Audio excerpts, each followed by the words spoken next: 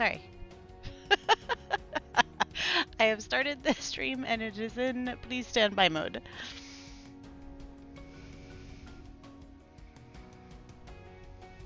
Yep.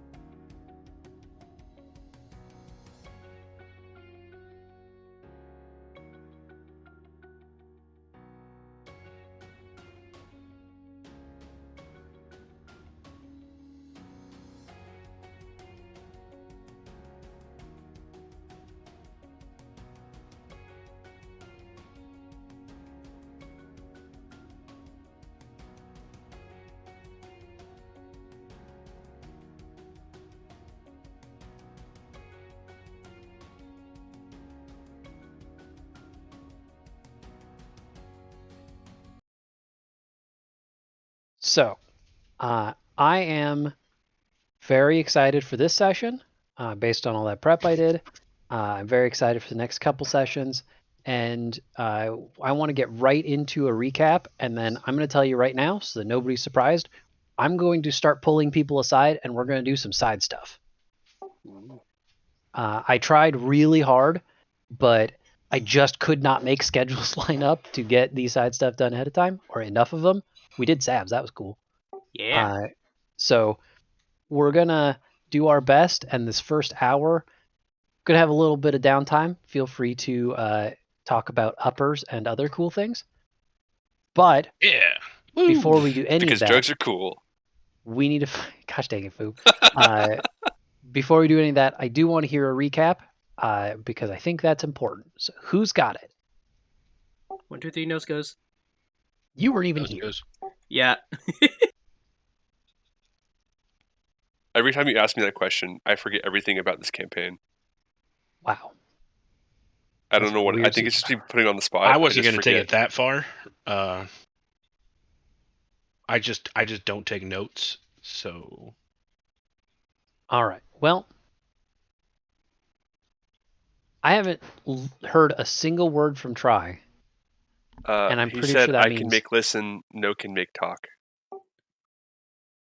Mm-hmm. Do you say that in Dungeons and Dragons chat, or He said that in Roll20. oh, I should probably open Roll20. Huh, that's important. we're actually playing. Oh, my bad. Look, it's all theater of the mind, right? I don't even need the computer or whatever. He said working on mic issue. Got it. Well, in that case, I guess we have eliminated everybody but Meg, and I'm sorry about that, Meg, that I'm going to put you on the spot. But next time, you're off the hook. I got this. Okay. my session 14 recap notes. We caught Holden up on the other quest that we came across, and he remembered, I don't know how to pronounce ANR from his previous time in Satir, and knows that that wasn't from Andromeda, which we thought maybe it was. We heard a light tinkling bell and were summoned to a private room where Ambassador Racklin appeared magically and gave us an update and asked us for a report. So our Hearthberries arrived safely and were delivered to Pelna. I shared that the ship left the group in Mirror Bay and we had to find our own transport to Satir and have no ship to leave. So he's going to check in with the Emerald Dawn and send an alternative ship if needed within 3 days. He also shared that we needed to acquire a protein fit for a god and turn whites from the dreamscape, which can be entered by meditating with incensed pox seeds available at any apothecary. He suggested trying one in the labyrinth. We didn't share any details about the trouble that we encountered in Satir. Did ask him to update Ranmar that we procured the combustion pot and are working on repairing it, and the feast is approximately 1 month away. After the call concluded, Rayun stayed at the embassy with Primrose and Kozu, and we went out to meet with the guardsmen to see about investigating the other crime scenes. We went to Captain Christail, and she noticed immediately that Rayun was missing. She took us to a meeting room and kind of questioned us and asked us to share a report. And then Holden asked if we could review the files from the other cases, so she took us to a new room and introduced us to Selene, who gave us everything that we needed. Since we still have the daughter of the owner in our care, we weren't sure if she was considered a target. She said they didn't seem directly connected beyond the fact that they were all record keepers, holders of inventory, and makers of debt. Which is essentially the job that Primrose was going to be doing when she arrived. So Holden asked for a token that we could show during our investigations, and the captain got a pin off of one of the other guardsmen and then took off with the commander. Then Selene gave us the files, and we went to the private room to go through. We were allowed to ask 5 questions. I have notes on what we learned. Do you want me to go into detail on that? Yeah, sure, might as well. Excellent. Okay. We already knew and can confirm that the fire was at all of the scenes, and it appears to be some sort of magical blast. It wasn't done with oil. It radiates outward and isn't in a pool area. There were even a couple of scenes where you could see outlines of things blocking the blast, like shelves or people, etc. Morithos identified it as Hellish Rebuke, so we're looking for a warlock or a tiefling. There doesn't seem to be any one common thread between the businesses. They are financial or infrastructure related, and there's a decent connection to shipping, but there isn't really just one person that ties them all together. All the places ship through key channels, which is a pretty straightforward route and didn't narrow things down. These have all occurred within the last 6 weeks. A couple will happen and then there are a few days off and then it repeats itself. And we have one question pocketed for later. Then we went to the House of Rest Nocturnal for our next location. It was described as a Vegas hotel matched with a Buddhist temple with Buddhist temple levels of serenity. We were greeted by an old elf named Malo, and I asked him what services he would recommend to help rejuvenate our adventurers for a few hours, because we were hoping to get information and meet up with one of the people that runs it. And so I went for a guided meditation by myself, and the rest of the gang went to get private massages. And once they were all naked and ready to go into their massage rooms, they were met by someone who stepped forward and said, "I was wondering when you would find me." And then it faded to black. Perfect. Everybody got all of that, right? Yeah, totally. Yes. Nailed it. I always appreciate you guys doing the recaps because it gives me the opportunity to confirm what stuff you guys thought was important compared to what I thought was. And What did I also miss? in this case, no, actually that was the most thorough recap we've had yet, and you think you hit every major mark.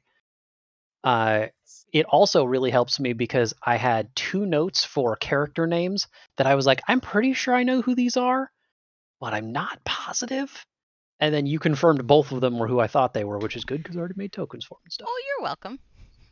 So, very quickly, Actually, no. We're going to give Try a little bit of time to work on his mic, and rather than going in that direction, I am going to move us to the proper scene. Gosh dang, I'm going to fling this cat across the house. He just will not leave me alone. Let's put you guys here. And Mira, I'm going to borrow you for a sec, and I'm just going to have you join me in Do Not Disturb chat. Okay, do you mind if the stream hears it, or should I mute my mic? It's probably actually best the stream does. Oh, great. Okay, I'll see you there.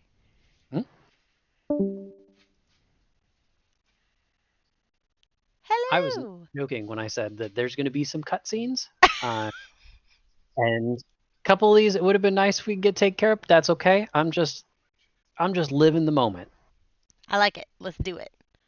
Will you also want me to come with you for other cutscenes for the stream? And I can just take my headset off? Yeah, that seems fine. Okay. Honestly, the other major cutscene is like less immediately important that nobody else sees it. This is the one where it had to be just you. Okay, let's hear. What do we got going on? So, we described previously that you were led through a pretty large open-air courtyard, through some nice like sandstone masonry, down some open corridors, and into a rather large meditation hall. And there were a few dozen people there, right? And they were all in various stages of meditation. There's incense floating everywhere. If this wasn't open air, you're not sure that you'd be able to breathe properly. But your escort, Trilio, has guided you to a very pleasant seating area. There's a place for your like equipment and stuff, a place to put your shoes, because don't be rude. And then he does start guiding you through the first couple steps of this meditation. Just breathing exercises. You can see there are a lot of other attendants that are helping. It looks like a few people at a time, but they are guiding them through similar things. And much like how we described it previously, you try to take in as much as you can because you're trying to gather information while you're here. But it's just, there's not much coming up. You're seeing a lot of other people who have probably been working for 16 to 18 hours and they just need a break. Yep. And you see, like, there are a lot of very tired looking people here. So he guides you through the first couple steps. There is a lot of breathing, and he is humming a light melody that he asks you to focus on. And when you close your eyes, that melody sort of permeates into your mind, gives you something to focus on along with your breathing. And you open your eyes a few minutes later, and there's no one in the hall. Flat out 0 people. Trilio's gone. All of the other folks that were meditating and their guides are also gone. The haze is still there. You can hear like some summer bugs that are maybe a little early, but I already said the word summer. And there are birds off in the distance. So there's still life, just not where you're sitting. Well, that's unsettling. It also looks like perhaps some time has passed. Like you guys arrived in early evening and the sun is gone. Okay.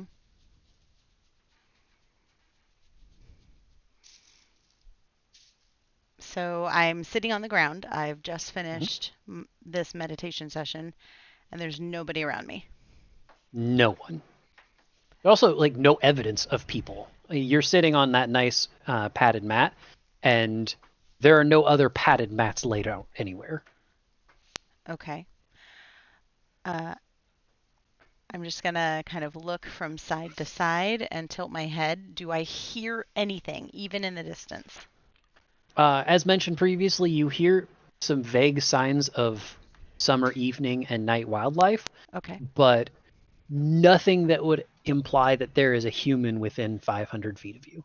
Does it sound natural or like piped in ambiance music? Like ambiance noises?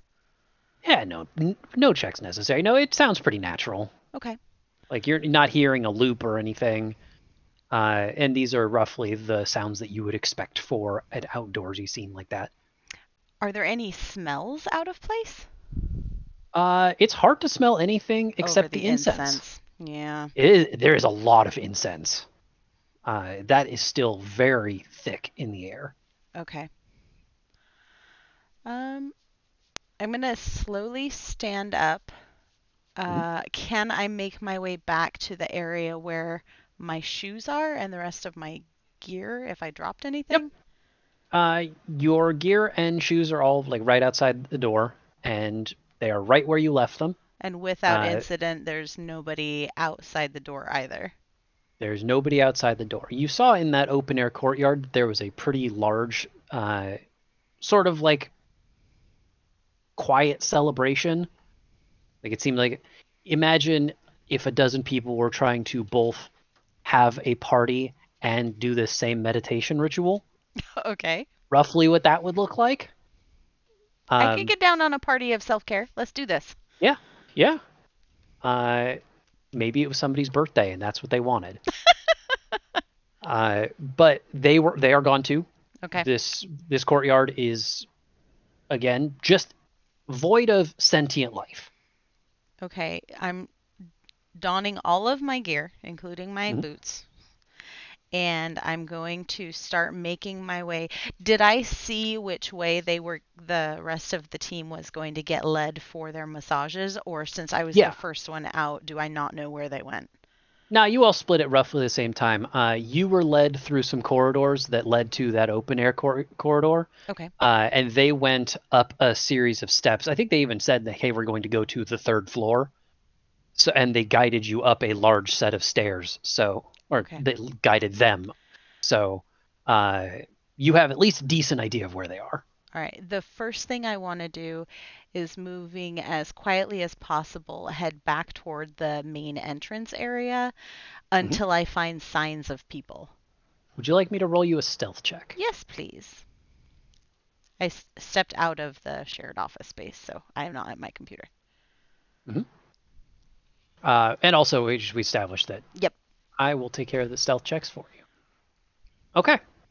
Well, it is really weird that there is so little sound, but it gives you a really high bar to reach for not making sound of your own. And honestly, I'll give you enough to say that you think you're doing a pretty good job of that. Uh-oh. No, of not making sound. Oh, okay. You have no problem being quiet, and it sounds like as you're headed back towards the Great Hall, yeah? Mm-hmm. Okay, so a couple open air corridors. Like before, everything just... Honestly, this feels like it should be really nice, because hey, look at how nice and quiet it is, but it's gone past that to being a little unnatural. Yes. And you make your way back to through the open air and back to the main corridor. You do have to go indoors for a little bit. When you open the door, it opens just fine. It's also very quiet, but it's probably just because it's well maintained. It's a nice door. You step inside, and almost instantly, you recognize everything is blood. Oh. The floor is blood. The walls are blood. The ceiling's blood. The door that is now closed behind you is blood. It's not like dripping or getting all up in your business. Maybe outside the soles of your boots, everything on you is still clean. It looks like it's just sort of pulsing within itself. You could imagine this might be what the inside of someone's esophagus might look like. Am I on drugs? Was that drugged incense? That's not a great question to ask, because I don't know if you could get the answer. Okay, I see blood. Everything is I will just say you failed a lot of perception checks. Do I see people? Nope, just blood. You do see at the other end of the hall, I think this is rather important, a very ornate set of double doors. It's 100 feet away. you can tell these doors, A, don't match the doors that you just opened and closed, those previous nice doors, and B, don't match anything else about the House of the Rest Nocturnal. And they're not covered in blood. That's cool. Well, is there by any chance like stained glass or something that I could look through these ornate doors without opening them and drawing attention to myself? I'm going to say that yes, there is stained glass on those doors. It is tough to see through. They're kind of foggy.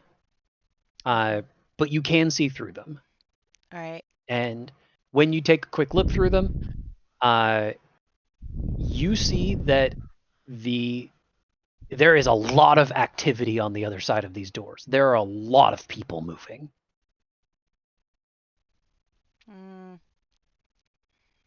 I think I'm going to back up and go try to make my way back to the massage area and see if I can, well, I'm supposedly somewhat stealthy if the roll is with me. Mhm. I might be able to get into a crowd of people without being seen. Let's give it a try. Okay. So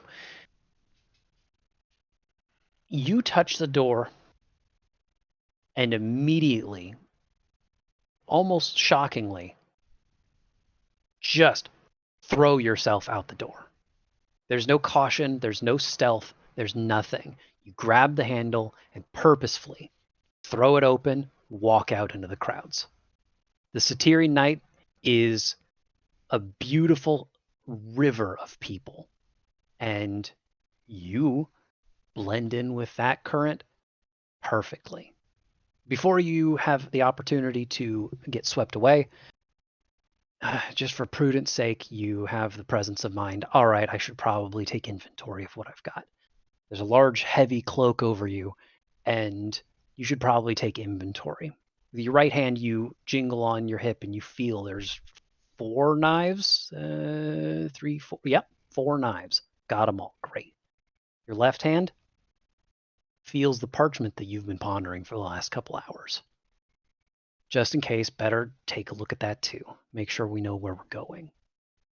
Your left hand pops out of the cloak. Skin is violent red. Black nails, probably about an inch long. Grasping a piece of parchment that is meticulously written. There's a picture on it. Some older man's face. You'll recognize it when you see it, but the writing, there's a description, there's a small insignia, a signature. You know where you're headed. You put the parchment back in, you don't need to see it again, and make your way into the crowd. And the crowd takes you exactly where you need to go. You've done this before. You've done this hundreds of times. You've surfed this crowd in particular. It doesn't take you more than a couple minutes to find your way to the Labyrinth. The Labyrinth is one of the largest markets in the world, but you've been through here so many times that you know how this market works.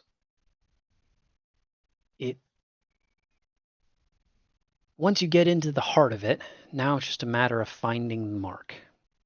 And then you spend a good several minutes just wandering through the crowds, following the current, and getting as close as you can to where you've heard you can expect to find him. And it even takes you a couple passes. You have to walk past and sort of loop around a couple times before finally, thank goodness, he pops out.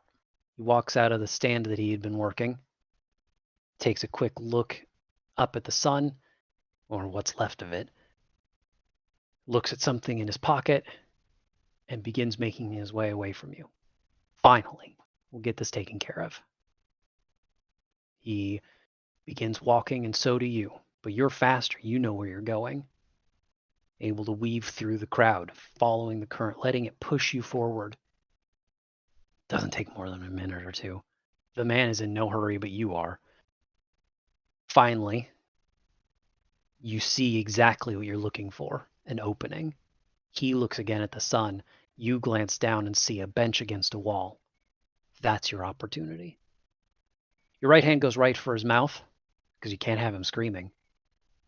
And your left hand commands those daggers from before. 4 of them. 1, 2, 3, 4. The first is the most important because that goes right through the base of the brainstem. That way he can't scream. The other 3, just making holes, letting the blood out. He barely fights back. The first knife did its job. But you have the presence of mind still. You have control of his body, and the 2 of you glide gently down onto that bench. You have a minute before the blood pools too fiercely. So you reach back into your cloak. Tucked away in there, you find that same parchment that you were looking at before, and as you pull it out, it brushes neatly against just a drop of the man's blood, catches fire. Within a second, the whole parchment is gone, and in its place are 4 very large, flowery-looking coins. Man, that was a heck of a payday. Wonderful.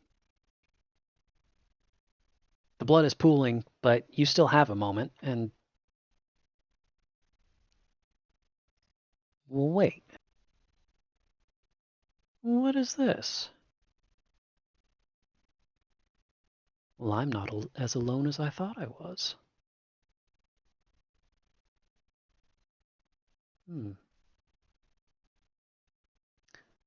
I wonder how long you've been following me, Songbird. Finally, there's a strange disconnect. Mira and whoever said that are not the same person. Oh, But the thank voice, God. the voice coming from this mouth is calm and collected. The fact that something is amiss does not seem to bother him very much. To the outside world, he's probably just a crazy man talking to himself. He says, I wonder. Oh. You're with the girl, aren't you? Interesting. I had planned on keeping an eye on you, but you've become much more interesting, Songbird.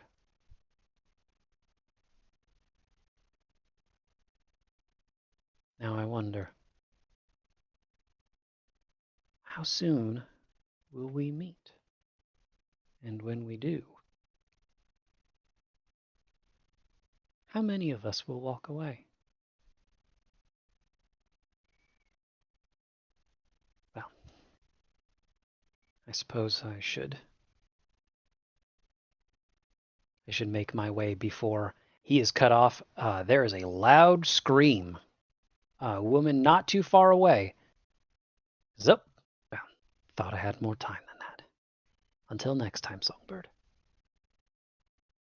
Your vision immediately pools with blood. It looks like you just died playing GoldenEye.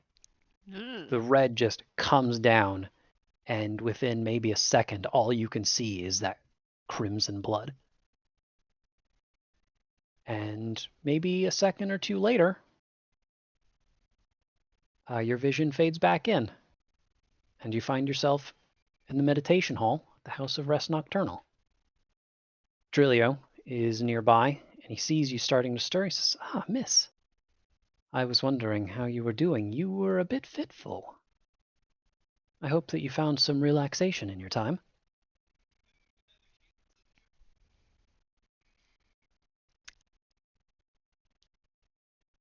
I have certainly found more than I was looking for.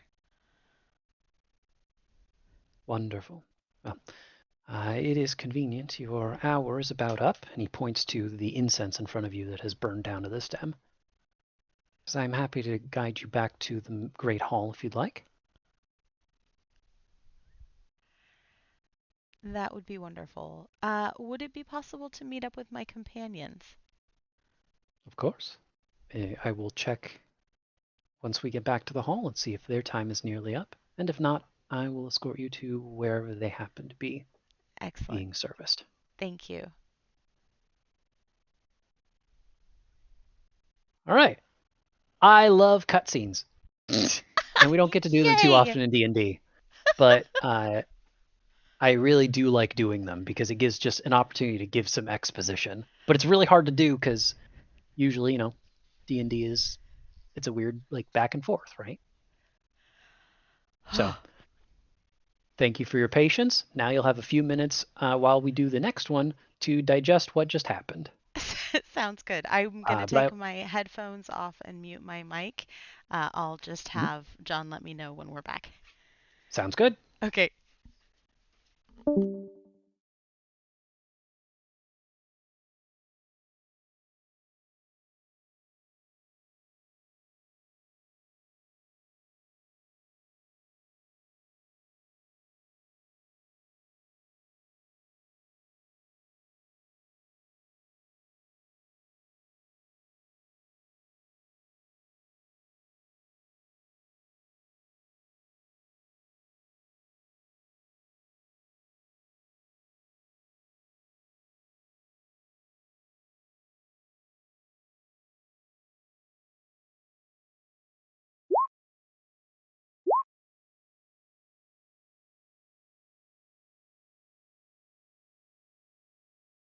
Hoping, and also interesting because I don't know what multi-dice means.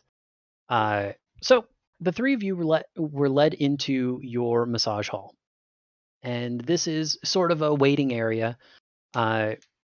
This hall is probably a good 30 feet by 30 feet with plenty of nice stone benches, a lot of light, definitely not natural light. The walls are a light pink that as you get close, you realize are salt crystals. And that's probably good for the air or something. You don't understand. There's plenty of moisture in the air, plenty of warmth, and there's only a few other folks that are waiting for their turn. But forget them. They're not players, so they don't matter. Pretty soon, a pair of figures walk into the room. One is a very lithe, small tabaxi woman who looks like she hasn't stopped smiling in the last 6 years. And she looks down at a small bit of parchment, says, I appear to be looking for Tyrus. May I please lead you this way? We'll follow her. She leads you into one of the many rooms from which this room leads. As she begins to lead you, you get a glance of the next person walking into the room, who is best described as the tallest and most muscular elf man you've ever seen. Oh, damn it. He looks down at his parchment, and you hear him say, I'm looking for Holden. Holden. That way with the tiny lady. Is, why don't I guide you to the room and we'll get started. I follow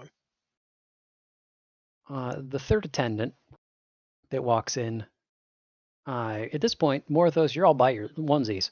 The other two that were in the room, I don't know, they don't care. Your attendant walks in and is a fairly unremarkable, probably actually just like early teen. That's Who, horrifying.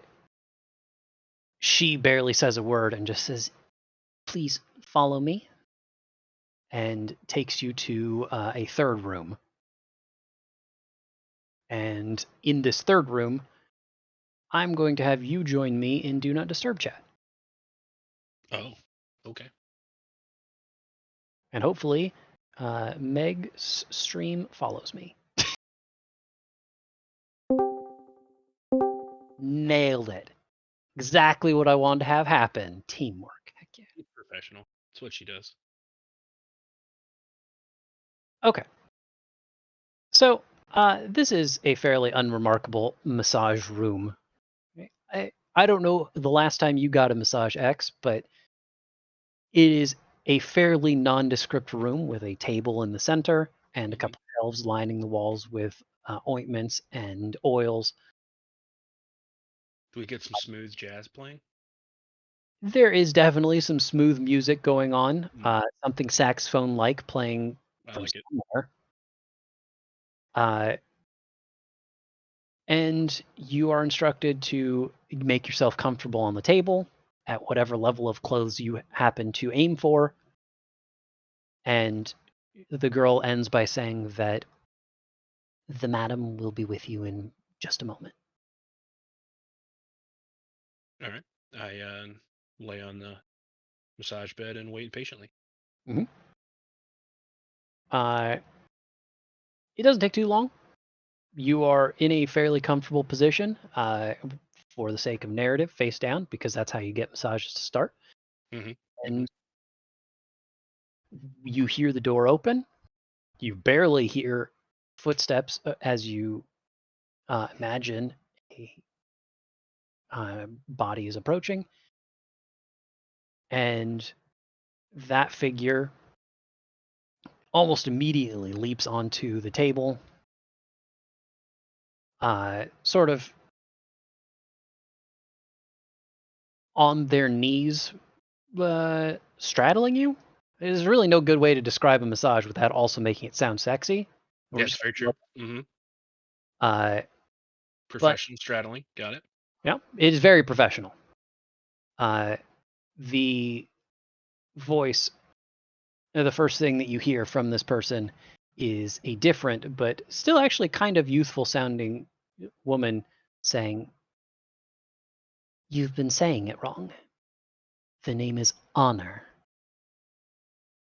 Pleasure to meet you." Pleasure to meet you too.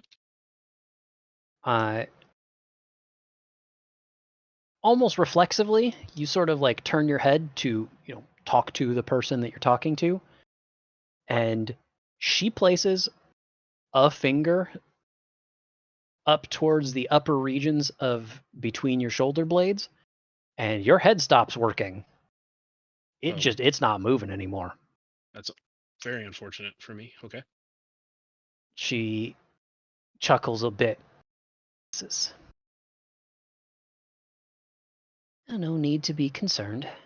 We are simply maintaining a level of anonymity, which is, I suppose, one-sided at best, because I intend to learn quite a bit about you.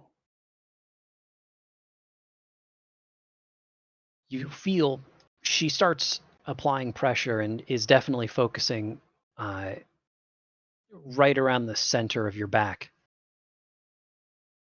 As she applies that pressure, she continues talking. I see you are well traveled. You have seen quite a bit. Oh, I see. She runs one of her hands along a fairly faded scar on your back and says, "You are not a healer, are you?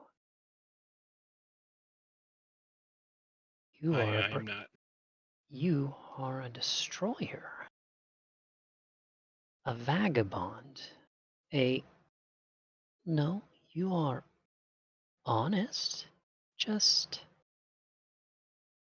reserved. That's your right, I suppose."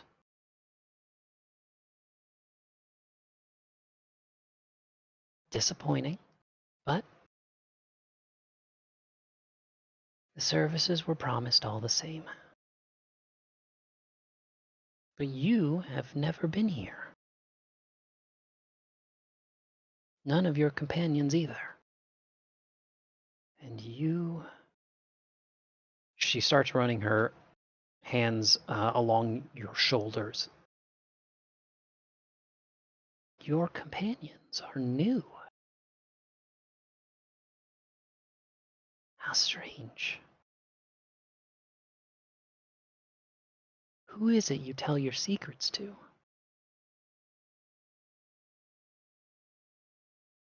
No one. No, that's wrong. Who is it I'm feeling? She, at this point, moves from your shoulders to your triceps.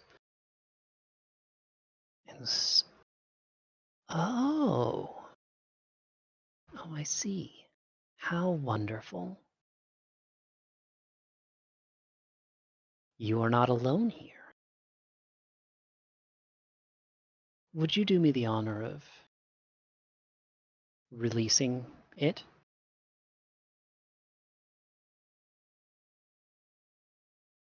My hand erupts as the venom takes hold. That's definitely how it starts, but she applies some pretty firm pressure to your good arm. Again, nothing like painful or constricting, just here's a nerve you didn't know existed. And where you are used to that thing coming out and you taking the form of a blade or something aggressive, it sort of just pools like jelly on the table at your side. And she does not waste a moment, but takes that arm and runs it down yours. She is seriously massaging your symbiote? Okay. I'm And a little disconcerted here. mental, like your left brain, absolutely. Your right brain, your Oh, emotional it feels side, good. Oh yeah. you've never felt something like this before. This is like, this is pleasure on pleasure. Like, it is as if you were being massaged squared. And she just keeps going. Like nothing weird is happening. She's not massaging a weird creature and a person at the same time. She's just doing a wonderful job. Yes, she A- is. After a couple minutes of working with you and the symbiote, she says, "So, Breaker, tell me then. You did not come here for a massage."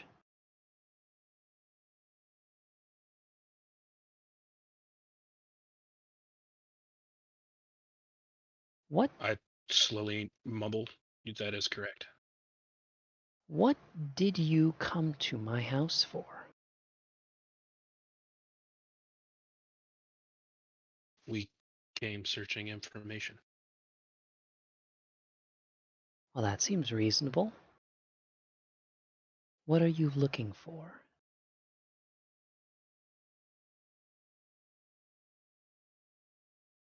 I'm not 100% sure.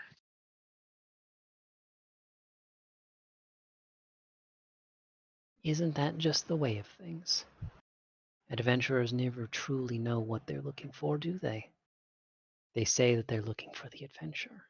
They say that they're looking for treasure, fame, and glory.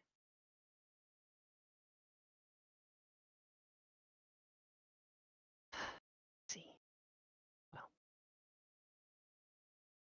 you have come to me asking for help.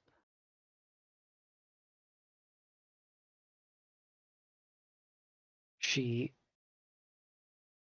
begins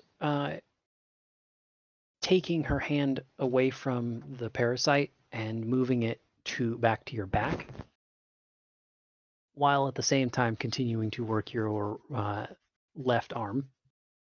And her arm on your back starts tracing patterns. Every once in a while, you can feel they're moving along scars or occasionally up and down spines or circling a particular vertebrae.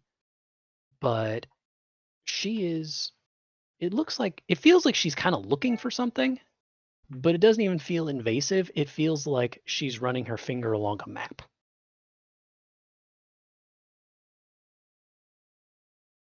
Okay. Says, I'm torn. And it feels like you are too. She places 2 fingers on one particular scar and then parts them. And when the 2 fingers part, she says, "You feel it here. You are being pulled in so many directions. Perhaps you simply need guidance."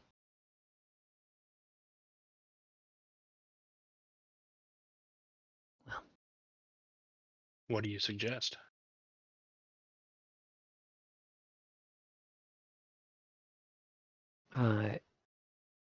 you feel a fairly cold liquid poured directly onto your back, which is a little rude because they're supposed to like warm that in their hands first. But she does not. She pours it directly onto your back, and as it pools, starts swirling it around, not with her palms, but her fingers again. She's drawing signs, circles, something. It's hard to tell when you can't actually see.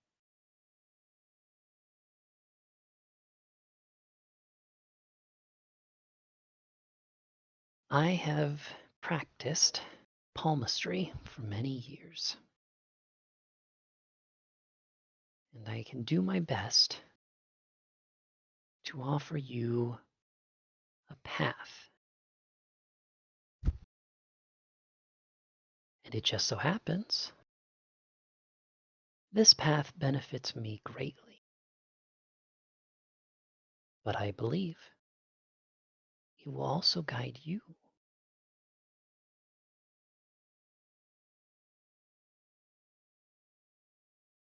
You are seeking shadows. It seems wise that you would come to visit the night to ask questions of the dark. All the more reason that I should trust you. Am I wrong? That's very correct. As she continues moving her fingers up and down, at this point she's barely massaging, she just doing the map finger movement.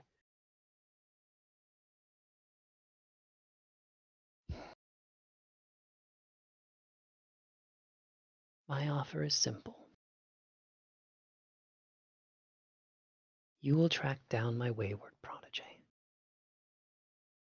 And in doing so, I believe you will find the answers that you seek. Does that seem agreeable to you?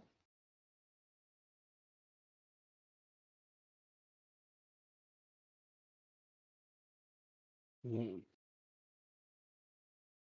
That's a tough one. What is your prodigy doing that he's gone?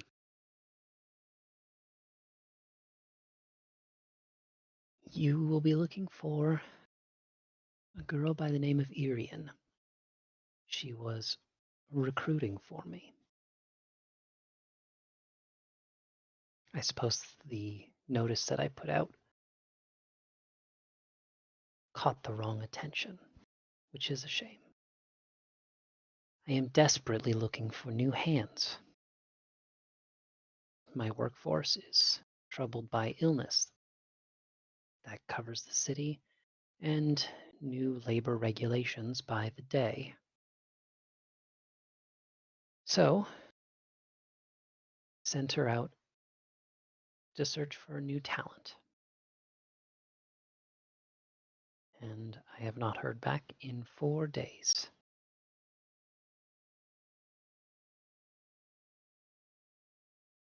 I believe you will find the answers to what you seek if you find Irian.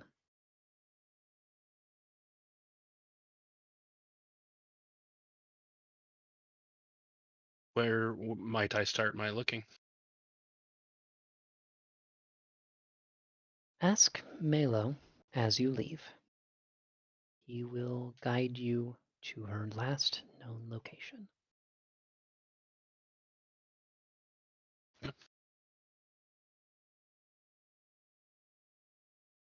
We have a deal.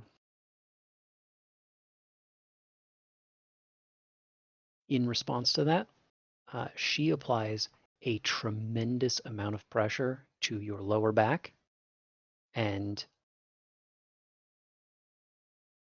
you didn't even realize how much you needed that area de-stressed. But that might be the best feeling thing you've ever felt, except for the symbiote thing. You hear her briefly say,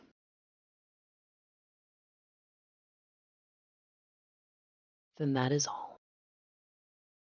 Now close your eyes. And when they open,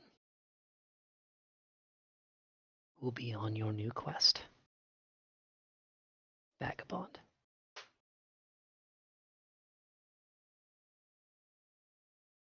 And I close my eyes. The massage is otherworldly, and you have no doubt that neither of the other two are getting anything anywhere near this good. By the end,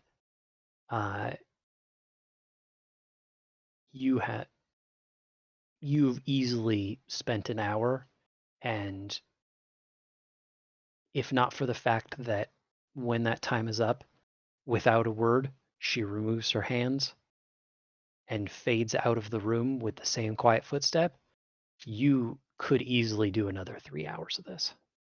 Like you could just lay on this table until you starve to death, and you wouldn't even feel it. You would just politely, serenely stop existing.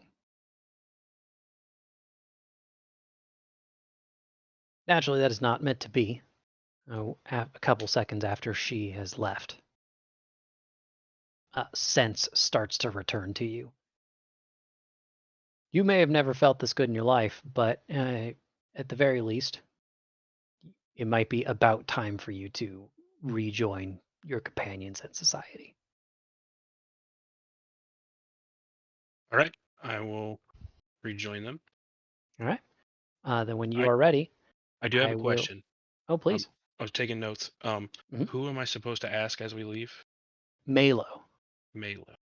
And I don't imagine everyone else will immediately notice, but he is in your in the characters tab of the journal. Okay. And you should be able to see at least like an image and a very brief description. Cool. Thank you very much. I just had that. Yep. I was Also, all of their taking- names are I was spelled taking very notes. weird. Yeah, so that helps too. All right. I will That's join great. you back in the general chat here in just a second. Cool.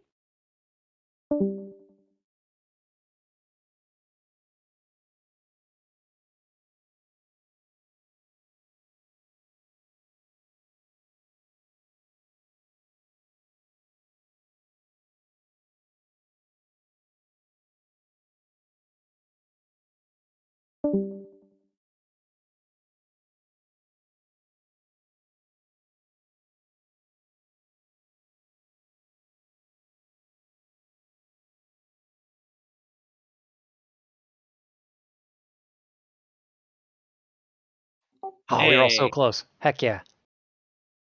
All right. So about an hour has passed, and the three gentlemen return to the waiting room, wrapped in velveteen towel and with varying degrees of ecstasy and pain on their face. Sorry, Holden. You rolled too low. So I got ecstasy. Oh man. You got somehow both the tallest and the shortest straw. But I definitely, in prepping for the session, thought to myself, okay, one of these two is going to get the beautiful petite tabaxi girl, and the other is, oh yeah, we're getting the buffest elf dude I can find. So, Yeah, the three of you, though, return. I don't know if I gave you this information previously, but you all are going to receive temporary hit points, and I don't know if you have those on you yet. I do not. All right. Well, then, how about this? I'm going to have each of you, including you, Mira, as well, because I know you're listening. I'm going to have each of you roll 3d6 and take that many temporary hit points.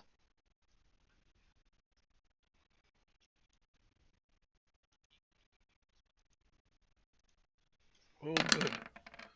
Fantastic. The 3d6. 3d6. You know, honestly, given what the three of you gentlemen just went through, that is exactly what those dice should say. Like, that is Yeah, a I agree. very accurate representation of the hour you guys just had.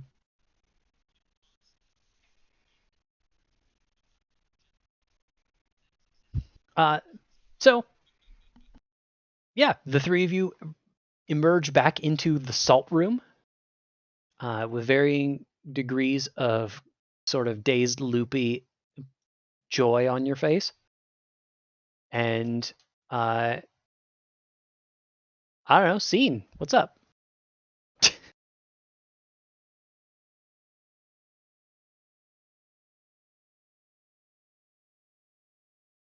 I got nothing. What'd you guys get up to? How was your massage? Did you learn anything? We were supposed to be looking for something. I learned not to pick the tall elf.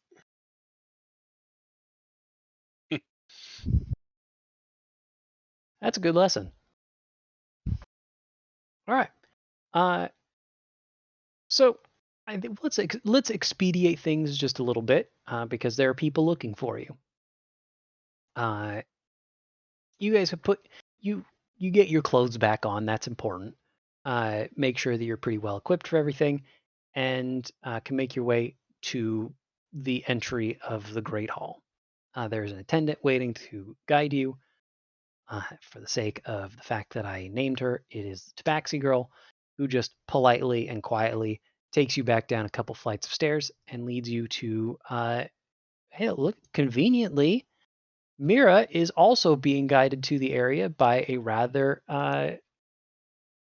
pleasant-looking elf man, who gives her a gesture towards the rest of the party, and then, with a bow, walks off into the distance.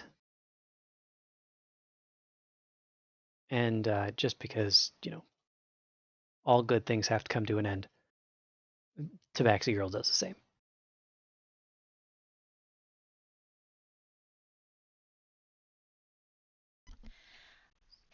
I'm going to lock eyes with Holden and give him one of those knowing looks that tells him I need to speak with him privately at the earliest opportunity. And then ask the guys how their massages were.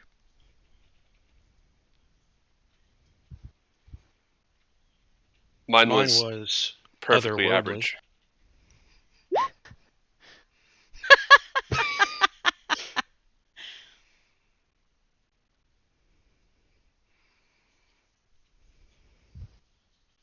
Was otherworldly. But then I walk off to find someone.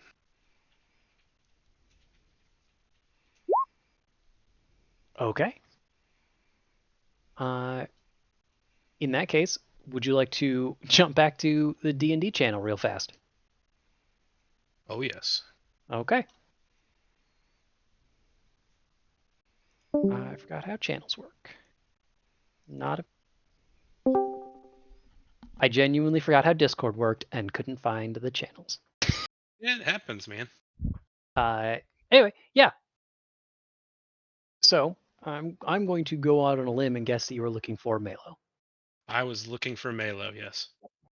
He is exactly where you left him about an hour and change ago, and he is he has a list of people that in line, but when he sees you, without without showing any sort of like surprise or urgency, he sort of like gestures for the whole line, like 4 or 5 people to take a step to the side, and then gestures for you to walk forward. I move forward.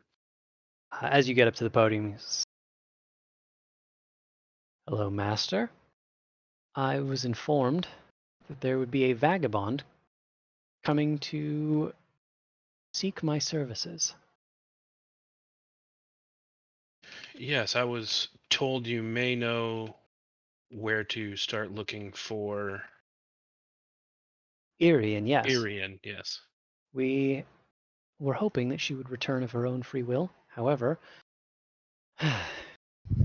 such is the way of things. If you are in the market to be looking for her, then I would recommend exactly the market. The place that we sent her is a dock. Well, unfortunately, on the other side of the city, the Sandway docks.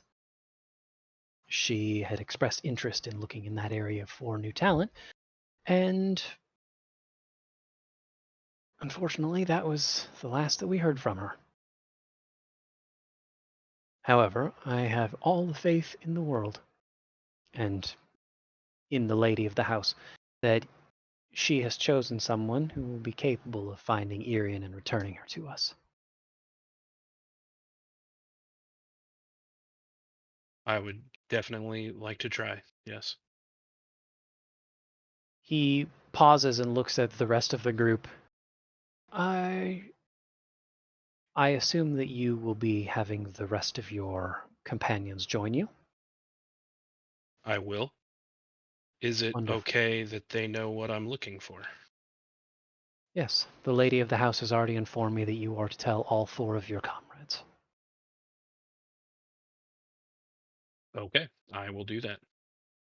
He gives you a very pleasant nod and acknowledges the person that you're standing like a foot away from, who honestly looks like he cannot hear a thing. Like he might be frozen in place. He gives you a brief nod and says, "I wish you the finest journeys then, vagabond." And when he points back to the old person, it kind of looks like they are no longer frozen in time. And with that gesture, the line sort of shifts back to where it was. And then if you are all right with it, I will move us back to the group, or I will go back to the group. Yes, move us back. I'm going to head back and meet up with the guys. Yep, I can understand how you wanted to make sure that this was okay to talk about publicly, though. Yes, I was like, I don't know. It was a clandestine meeting in a bathhouse. I don't. Totally. I'll see you there in a sec. All right.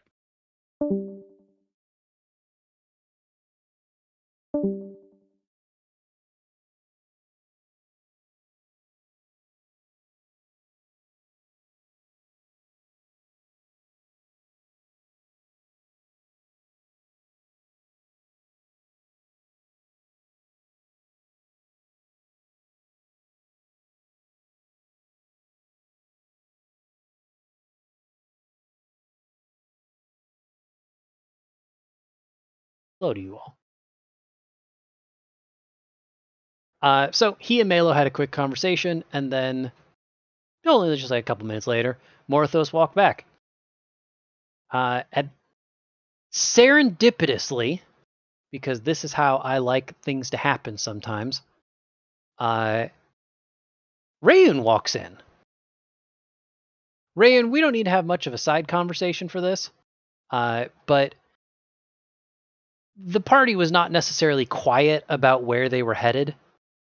Right? Like, they talked about it all the way back in the Culinarian Guild Embassy about where their plans were.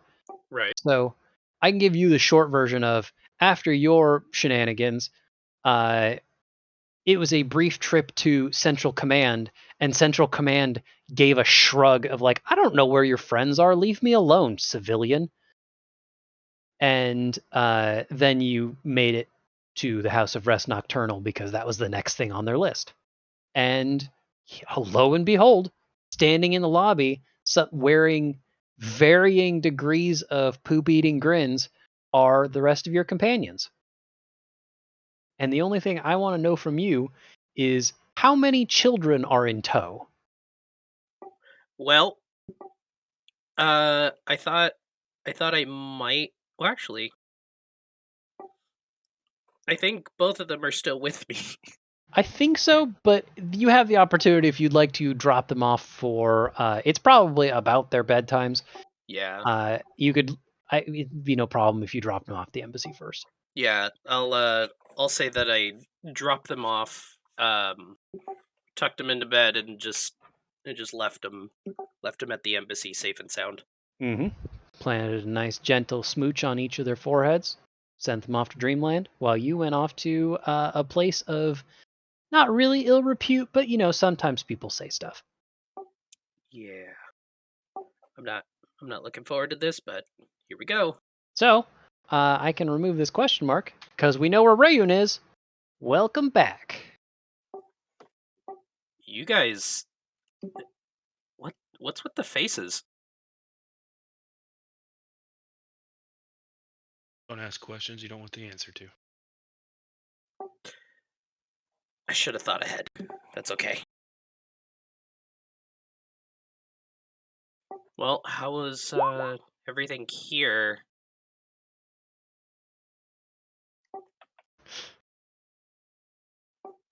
Deep tissue, huh? Was very interesting,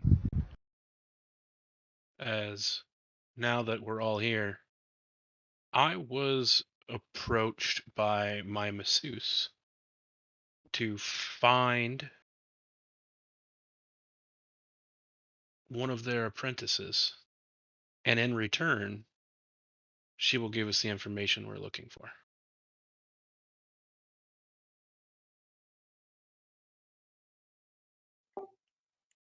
Well, let's I think we should probably get on that then, right? Sounds like a good lead. What information are we looking for? I don't know. I just know we came looking for information. And she knew things that I myself tried to forget. Well, that's not ominous.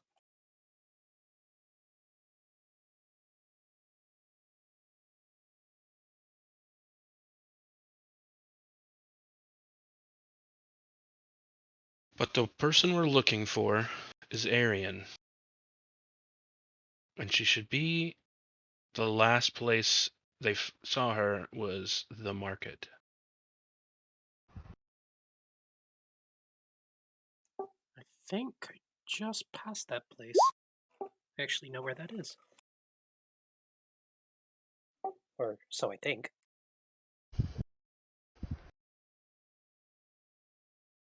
What was the name of the masseuse who made this promise to you? I did not catch her name, but she made me paralyzed with a touch.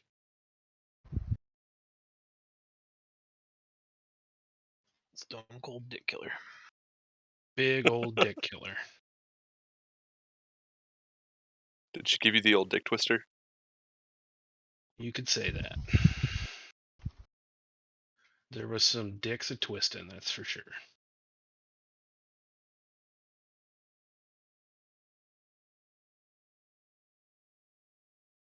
I mean, I don't know any better, and we don't have any other promising leads. I guess we could go to the market and look for Arian.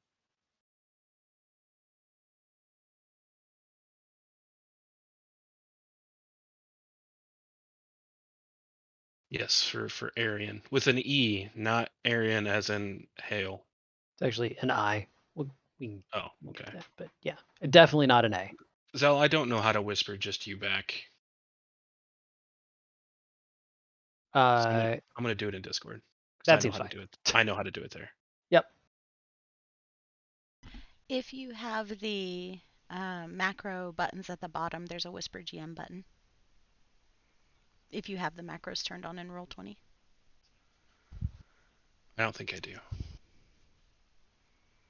And that might just be one that I shared with you, Mick. But Discord works just as easy.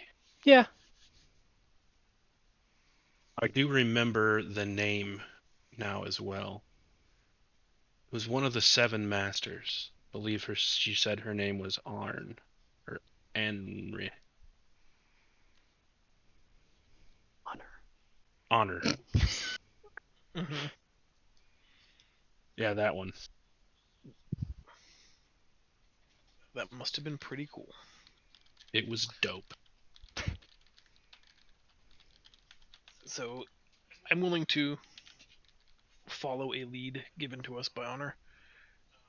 Well, not a lead, but if we do her a favor, we will get a lead. So I feel like having one of the great masters owe us a favor is nothing small. To the market? Question mark. To the market. Sounds Shall? good. Before we do, I am going to let's do another quick side sesh, and this is going to be could I borrow Try and Meg?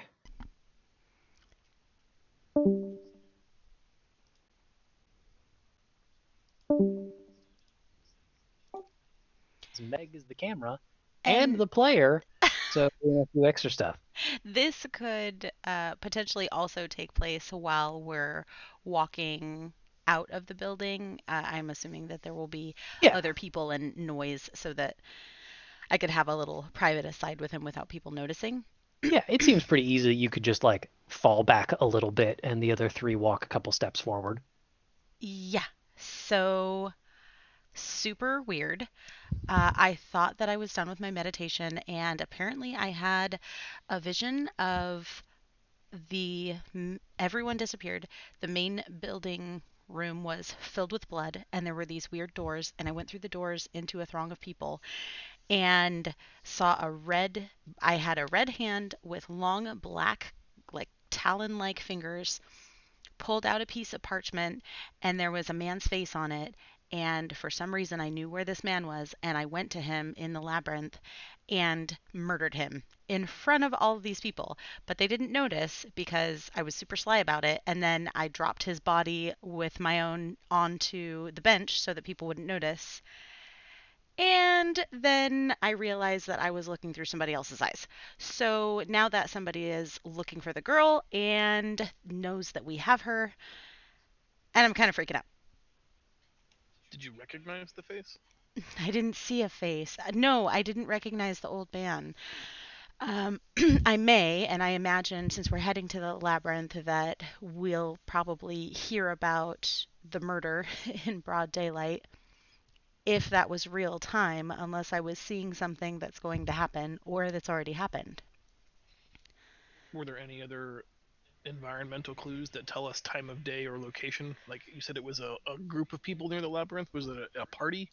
No, streets were just filled with people, and everybody was just shopping and doing normal activity stuff for a satyr evening. And once the person had been murdered, some of the blood got on the parchment that had his face on it, and the parchment burned up, and 4 floral coins appeared as like payment. So I don't know what's going on, but probably we should keep an eye out since we're going to be heading in that direction. The person was cloaked. That was about the best that I could get, and had 4 daggers. And like I said, bright red hand, black claws. How many fingers? 5. Were they like humanish or were they like decidedly animalistic? Humanish. I mean, I was definitely a humanoid character. Person. Being. And you thought your experience was that evening? Yes. It was definitely evening. I'll break our normal no contact rule and hug Mira close to me, because it's got to be quite an ordeal to witness something like that, and just promise that we'll figure it out. I'm going to squeeze him back, and then I'm going to step away and pat. What's our tanky boy's name? Or did we leave him behind? Glitch. No, Glitch was with me he waited in the atrium in the waiting Yeah, room. I'm I going to imagine he's with us now. Glitch a pat on the head, and he's going to walk ahead with me as we return to the rest of the group.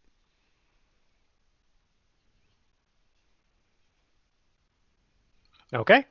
I'd like Yeah. to do my best to commit everything she said to memory to the best of my ability, and look out for anything that matches the description of the events she had as we walk to the market. Sure thing.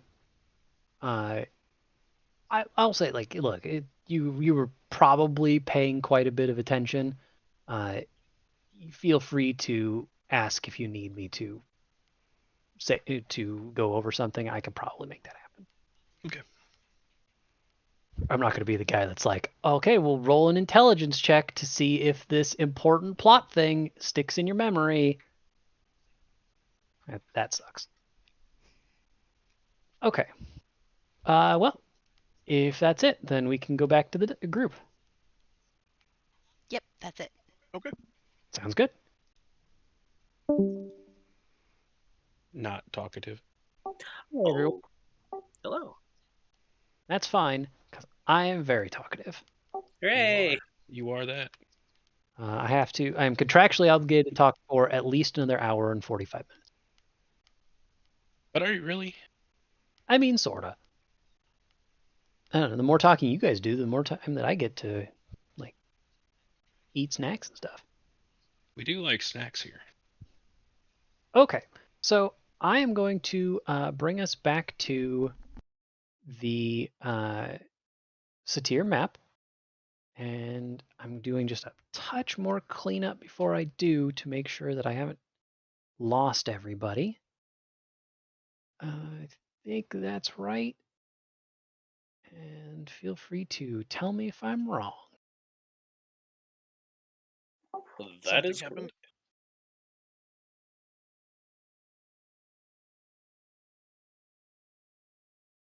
Okay, I think we're up to date. Party's back together at the House of Rest Nocturnal. Think every other token is properly representing where people are. We did it. Proud of us. So, where are you guys headed from here? And the reason I ask that so open-endedly is because it sounds like there's a couple different places that people have mentioned, specifically the Scalecops Labyrinth, which is at the southern side of the map, and the Sandway Docks, which is over on the southeastern side. And that roughly correlates to where in town they are.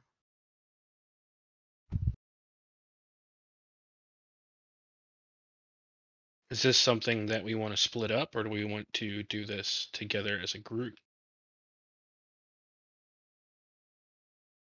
I think for right now we should probably stay together since there are so many unknowns. Yeah, I don't think I want to stray alone from the party anymore. Not Someone after touch your no square?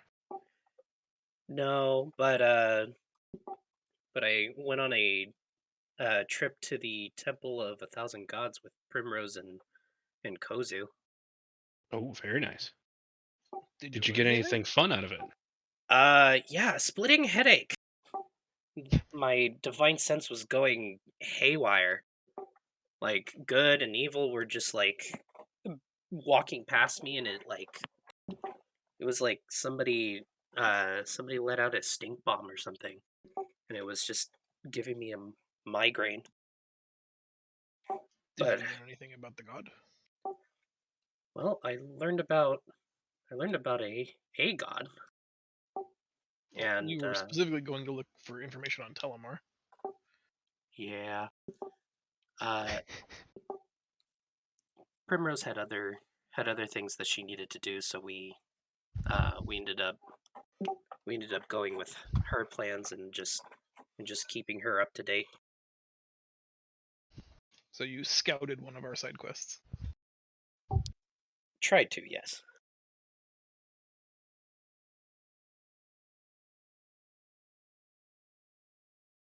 Fair enough.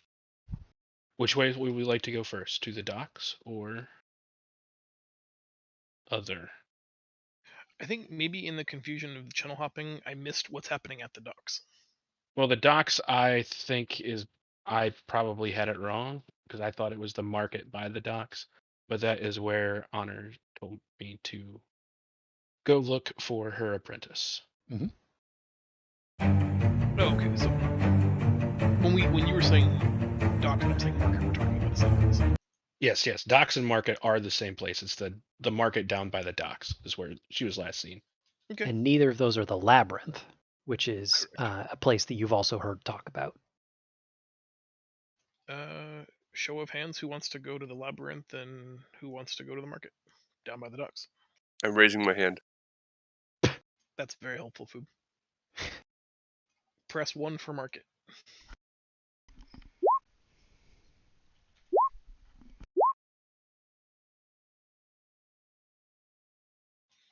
To the market by the docks. Woohoo! Fantastic. Wait. Yeah, okay. To the Sandway docks. Got it. Whew. Took me just a second. It's still not quite sitting right in my head that they're technically both markets. All right. So, to the Sandway docks. This is as far away as it could possibly be. But that's okay. You guys are all feeling, except for you, Sav, you're going to be feeling it a little bit. You've been up for a decently long time. But for everyone else, actually, no, you feel fantastic. You could do another 16 hours, no problem. It is definitely at this point sundown. It is nighttime. But the crowds never seem to dissipate at all. Silver Laning, it's real easy to get from one side of town to the other, and it feels like you guys are moving faster than normal. Maybe because you guys got the good touch, or maybe because, everybody's flowing like you're running downstream. So I am going to move you to the docks. To the docks we go. To the docks, to the docks. The Sandway Docks is a smaller subset of a freaking unfathomable number of ports and docks that make up the entirety of the Satiri southern coast. Southern? Eastern? Eastern coast. I don't know my east and souths. Eastern coast. And this subsection looks to be a fairly upscale neighborhood on the water, which is kind of unusual because most of the time the docks are not the sort of place you expect people with any money to hang out.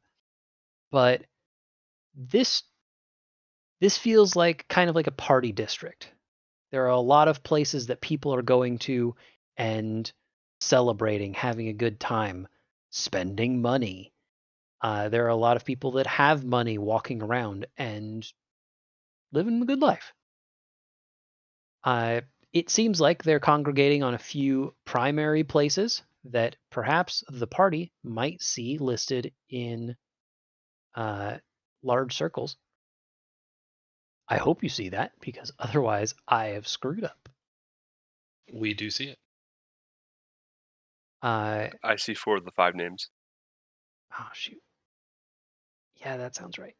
I'm just saying I see the party, so that's what he asked. Let's see. And the best part is I can't be like, well, which name don't you see? Oh, the crane? The one by the one crane. by the crane. The one by the crane. Thank you. Yeah, the big one. Oh, yep. There we go. There's like 5 buttons that I have to push in order for you guys to see a nameplate. So, I missed one.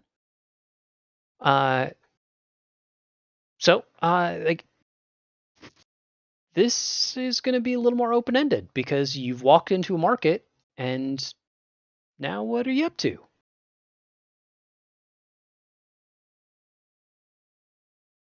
I think we should just zigzag through all the most popular spots.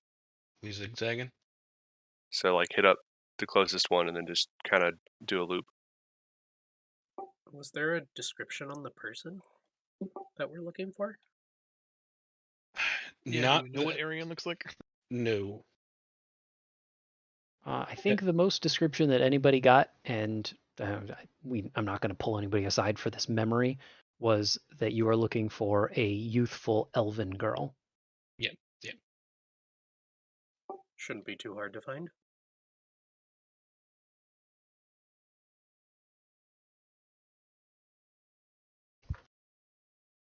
All right, so let's hit up the Shelley's Kipper first. Wonderful. I'm going to ask, everybody sticking together for this? I think so, yeah. Yes, I'm gonna Fantastic. kind of hang toward the back of the group with Glitch though, and just kind of look around and be watching for anything that I deem may be out of the ordinary or like Okay. obviously out of place. Sounds good. Let's see. Do me a quick favor. I don't think I did this right, but I'm going to ask. Can you guys control the party token?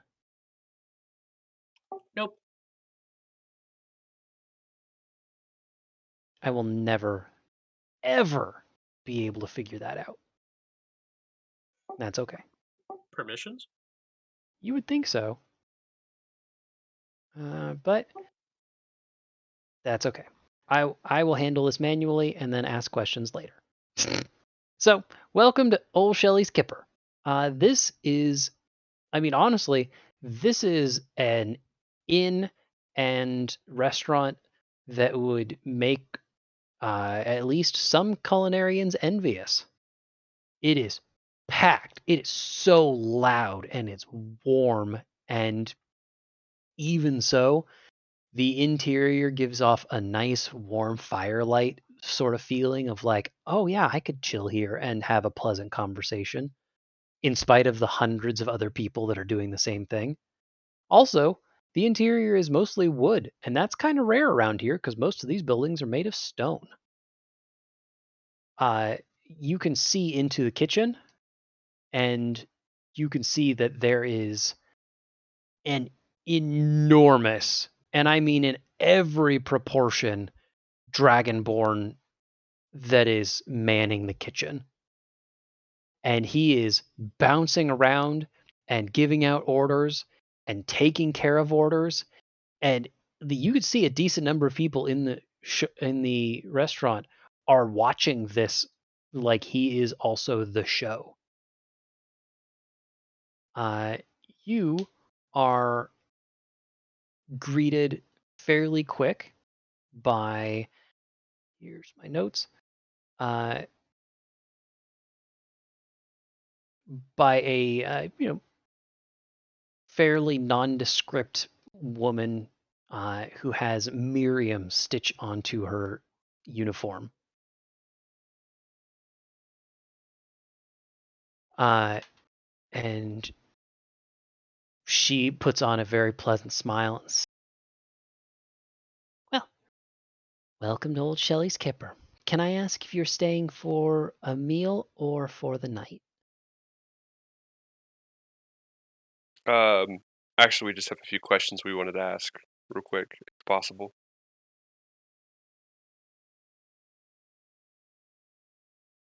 Well, I'm happy to. Is there something wrong, officer? We're looking for a young, youthful elf girl. Have you seen any around here recently?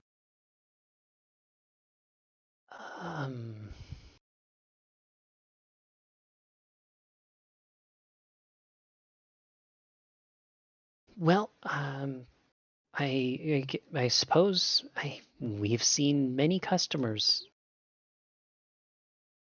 It has been a busy day. Do you know their name? Where they're from?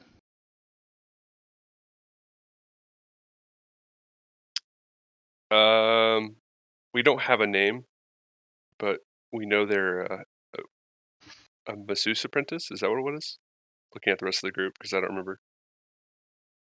They are Honor's apprentice. You're here on business from the Seven Masters? We are. One moment. She takes. She says, "One moment, please. I will go grab the chef immediately." And she freaking books. Like, she was being pleasant and courteous. And the second you say that you're here on business from the Seven Masters, nuh-uh, this is above her pay grade. You see her almost leap over the counter, but like very hastily get around back and grab the attention of the Dragonborn. And the show stops. He gives a couple instructions to people, and you see him like pat down his apron and jacket, and he walks, I guess is fair, but there's a sway in his belly. But he makes his way up to the front. Says, well, look at this. Some new faces. Pleasure to meet you. Old Shelley at your service. What can I do for you? Yes, we're looking for a little elven girl by the name of Irian. Irian. Was she here for breakfast or lunch service? Do you know? Miriam, could you check the books and see if we've got any guests by that name? And she starts flipping through a ledger like it's the freaking Death Note, and she's trying to figure out if she's in it. I'm not sure if she was here to eat, but I know her last location was somewhere here in the vicinity of the docks. Oh, well, let's see. I'm afraid nothing comes to mind immediately. Miriam! And she looks up from the tome in front of her and says, no, chef, no one by that name. I'm sorry. I wish I could help you more, but it doesn't look like we have anything on record, and we don't necessarily take names and contact information for our dining guests. Do you know where one may look for recruiting purposes?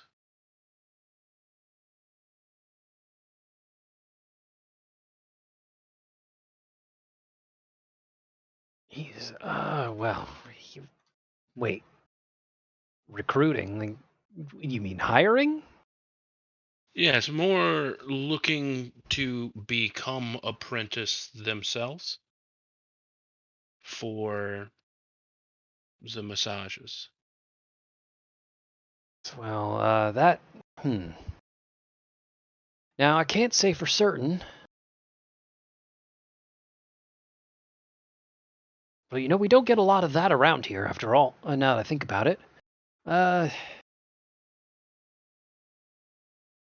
sorry, I can't give you more specific information about hearing about your lost girl, but I'd ask around. There's not a lot of recruiting to be done around here. This isn't like a lot of other shipyards. We don't have a lot of empty hands around here. This is more of a commercial district, so not a lot of people asking for hires. I guess it might make her stand out a little, though. Oh, I really wish I had remembered. I wish I could help you, sirs and ma'am. I really do.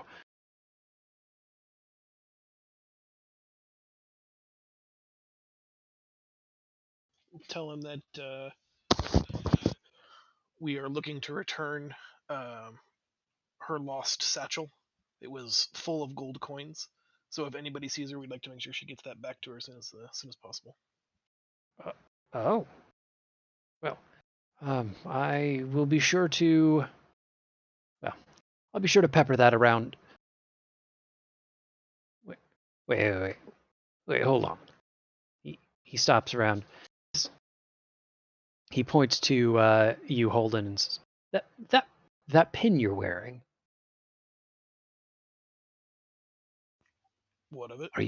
Are you Lot Culinarians Guild? We wear We are. many hats. Sorry, I didn't. Two people said it, and I think you might have said opposite things. Nope, just being coy, saying we do many things. Got it. So, well, that's wonderful. I've been running the Kipper for 20 years, but I've been thinking about putting in for the Tournament of Steel. Goodness, I hope you forgive me. I'm not trying to get into anyone's good graces, but if I were, I don't even know who I'd rather get into the good graces of, the Masters or the Culinarians Guild. You can help Well, us find a Yuri. You might be in the good graces of both. well, at the very least, I will definitely spread that rumor around. And let's see. I would check most of the other major shops around here. If she came to the area, she must have talked to somebody important. I wish it was me. Now, let's see. Here, how about this? You can talk to any of the proprietors and tell them that old Shelley sent you, and that'll probably get you through a door or two. He takes a napkin and scribbles down a few names that honestly I'm just going to reveal some tokens because it's easier than telling you guys names.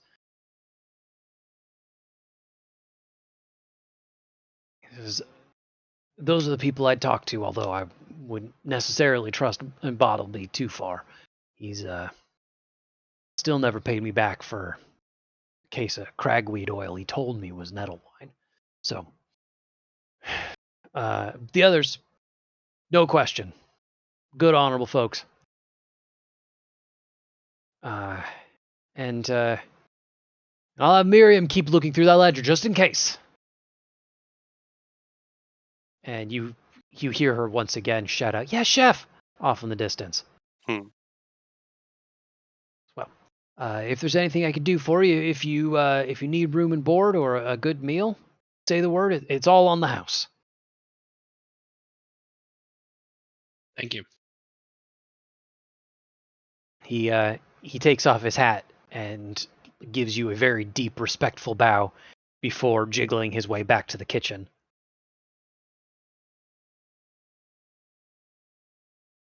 And at a request of a party member who will remain anonymous, let's go ahead and take a quick break. 5-minute break. Yep.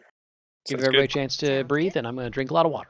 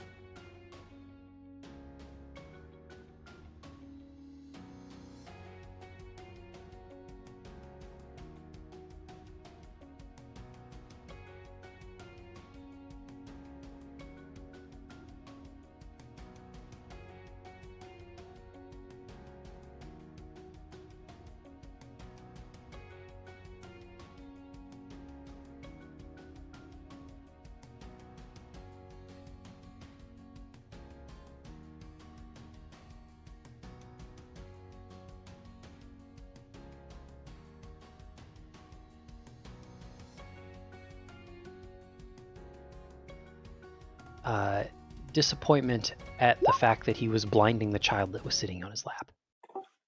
Oh. And he did not take well to my insulting his parenting.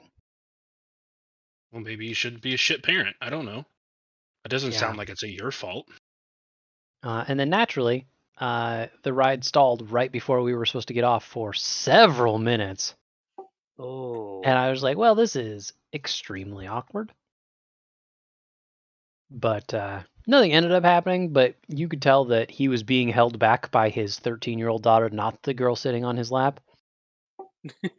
And also kind of his wife, although his wife was also very upset of like, you don't know, you don't have kids. And I was like, yeah, I sure don't. Probably for that reason. All right. It sounds like we at least have Holden back. I'm going I'm to here, I'm guess that we have Mira back as well. So it sounds like we have finished up temporarily with Old Shelly's Kipper. What's the party thinking? Well, judging by layout, probably hit up port imports. Great. We just had 2 different places. You just tell me where to move the token and I'll make the magic happen. I don't hate the idea of going to the cove. That way we're at least kind of going in like a counterclockwise way. I guess you could say if the port imports is clockwise. Well, shit, now there's no logic. Yeah. The clock would take you in either direction, but I like the nice circular argument.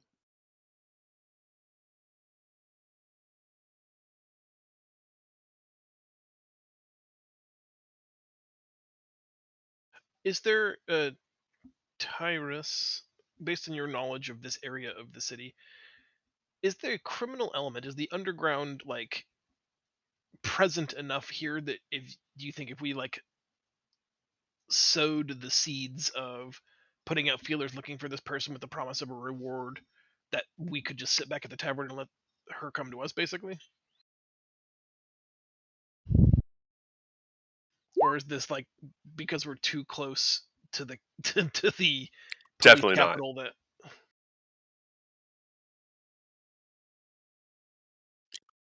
I don't know for sure. I rolled an insight to see if I would know that or not. I DM'd you an answer. Definitely not. This is pretty upscale.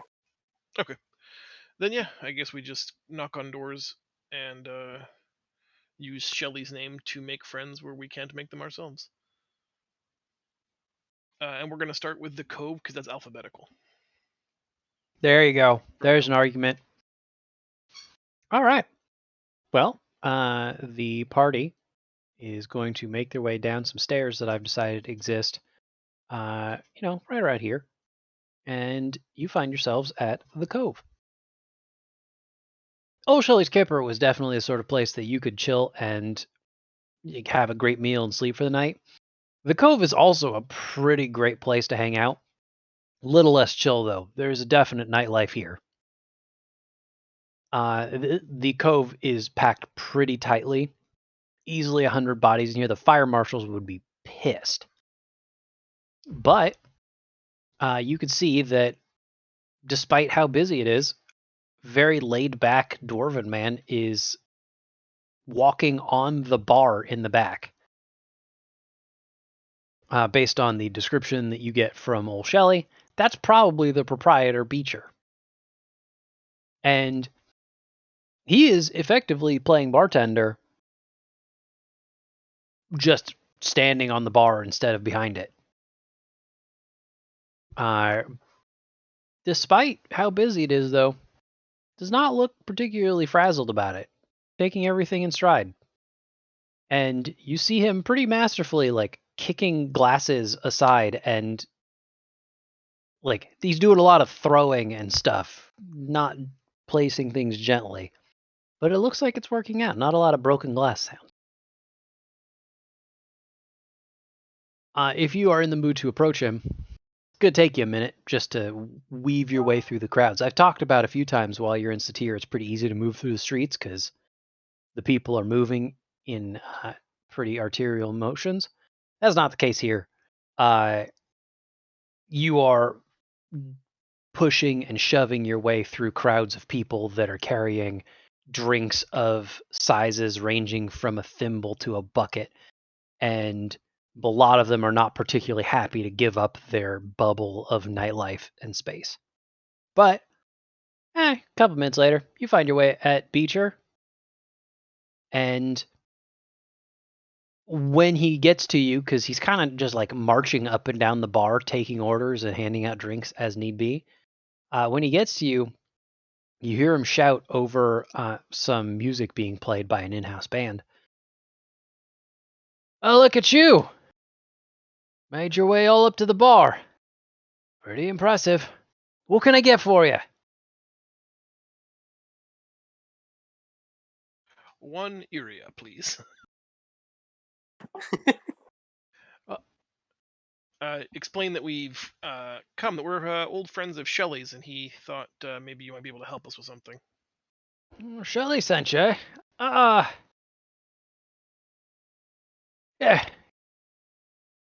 He waves to someone in the crowd. You could not see who it is. He is waving over the crowd. Yeah. I'll have someone replace me on the bar for just a minute. Let's see. He just sits down on the bar where he was previously walking. I really hope that both his rear end and boots are clean.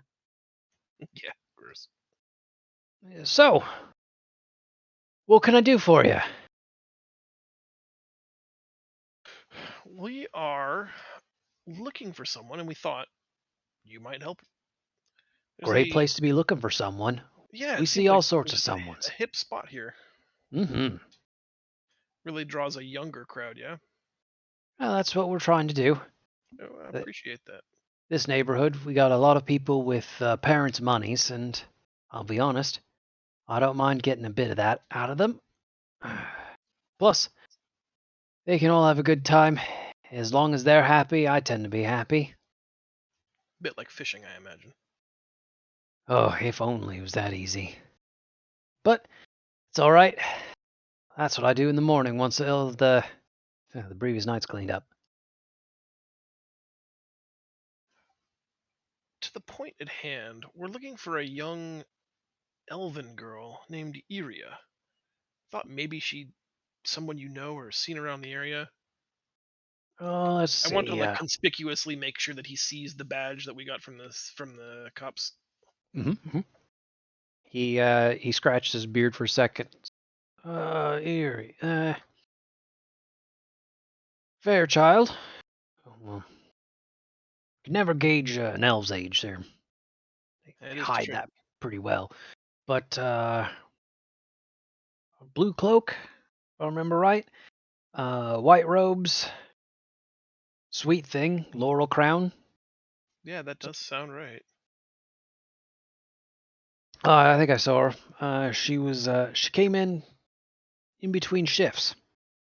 Not a lot of business. Real easy to get. For her, I tried to get her to get a drink, but she wasn't looking for anything. She was looking for people. Told her I didn't have anybody on hand. It's hard enough to hire people around here. Not enough workers to go around. Did she happen to mention what for? Oh, she said she was here. She was working for one of the houses. Said they were looking for people. I don't know if she was talking about cleaning staff or they were trying to replace a master or something, but yeah, they're looking for hands for something. Why, are you thinking of signing up? Could be. Have you ever had a massage there? Do I look like the sort of person that can afford a massage at one of the houses? Well, one day you have to treat yourself. They are sublime. That was a trick question. This part was pretty well. I could afford it, but who's got the time, right? You gotta make the time. City never sleeps. Hours in every day. City never sleeps, neither can I. One day, though, I'll take you up on it. Let's see. I'm gonna Here just make eyes to the rest of the group. Do you think that's enough now that we've got like a new workup, wearing robes and a laurel crown? Is that enough additional information, or do you want to keep pressing this guy because it seems like he's maybe the most recent person to have seen her? I would Is there think just someone with more ask charisma his- should be doing the talking? ask him as much as we can.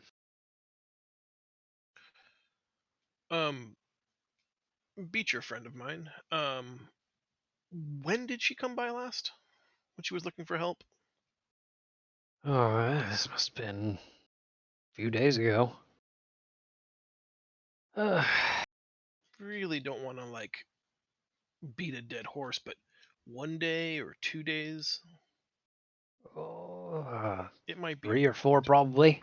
Not enough to say a week, but fair enough. That helps. Does she come around here often? You think she's likely to return here?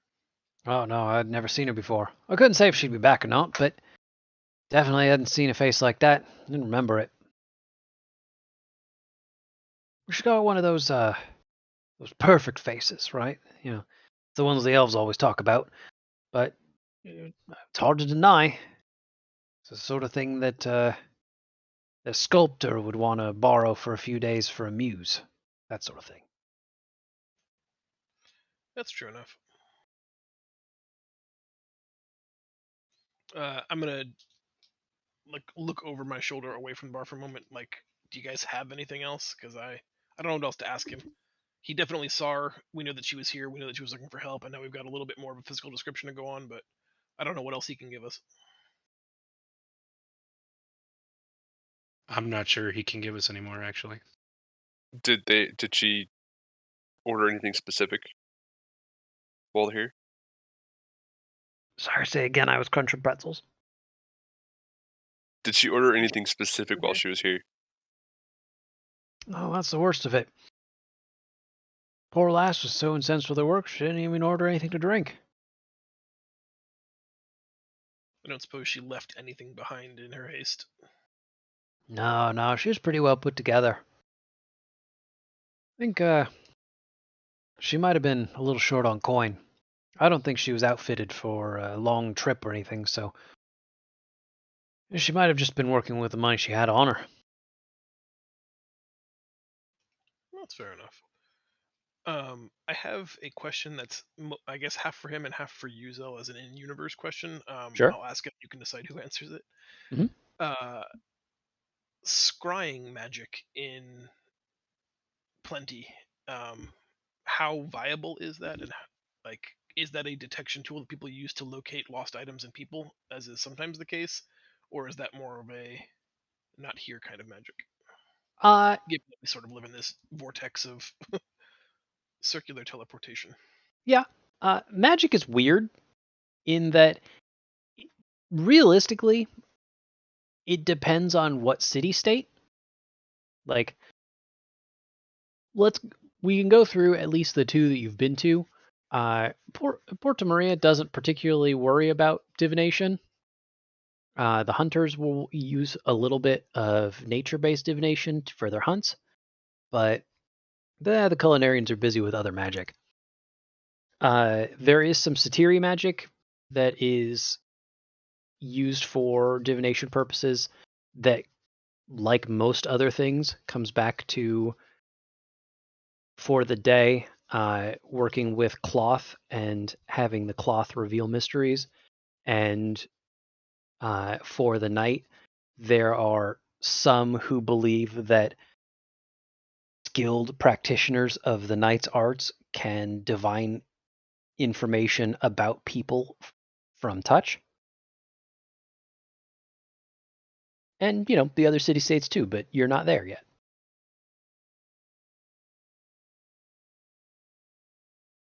Okay.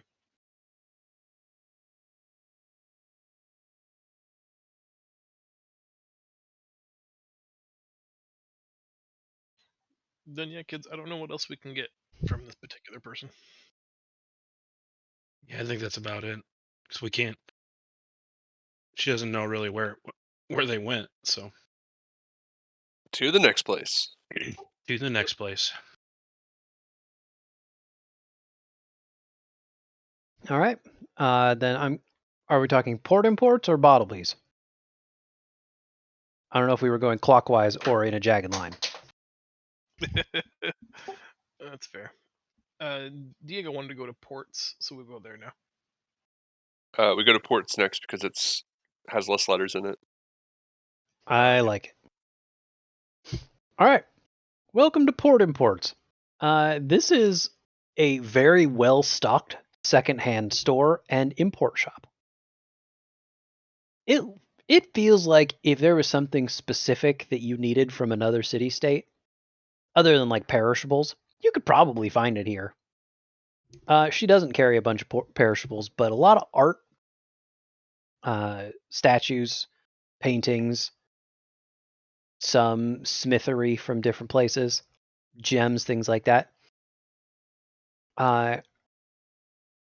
The proprietress, Jaira, is one of many people on hand. There are probably 6 or 7 staff. This place is packed full of stuff, and there are a decent number of people here. Unlike the previous places, you can get in and out pretty easily. Like you can go through aisles of stuff to look at, but you don't have to like push past people and get a bucket of alcohol dumped on your head. Jaira is working the counter and seems to be doing some accounting when you arrive. But as you get close, your intent is pretty clear that you're here to talk to somebody. So she puts down the book and coin that she's working with. Well, don't you look like you're on a mission? What can I do for you? You're up, D. Hi. Well, first off, lovely shop. Thank you. I put this together myself. Had the place built myself, even. Not a lot of other people can say that. But I had a need to make something of myself, and I decided I was going to make a shop, someplace that everywhere in the world would know about. I sometimes just wish I'd picked a better name for it. Port and ports. That's what it is, right? Port Aye. and ports. Just not necessarily eye-catching, ear-catching. Well, it's very it's still very catchy to me. But Shelly was mentioning your name and Oh, you talked to old Shelley, huh? oh yeah. What's he Well- saying about me nowadays? I kind of like lean back and what did Shelly say about Jaira? Only of your The- beauty and exceeding professionalism. That. Oh, that sounds like him. And maybe a little more straight-laced than normal, though. Some of the jokes... He's sweet, though. Well, if Shelley vouches for you, then I guess I can give you a minute. I won't even charge you for it. What a deal. Thank you for your time. So we're actually looking for this young elven girl. Well, I don't deal in people, son. No, we were just wondering if you happen Sorry. to see her come into your shop at all. Oh. Oh, I see. You're looking for a friend. Okay. Well, I'll help you find her. Tell me a little bit about your lost maiden. Well, and like he kind of realizes that that she kind of like insinuated friend, and Oh, yeah. he starts to like get really red and just like, wait a minute, hold on. Oh, nothing to be ashamed about, son. Ooh. Everybody's looking for something. I just hope that she's looking back. I'm telling that little cat boy.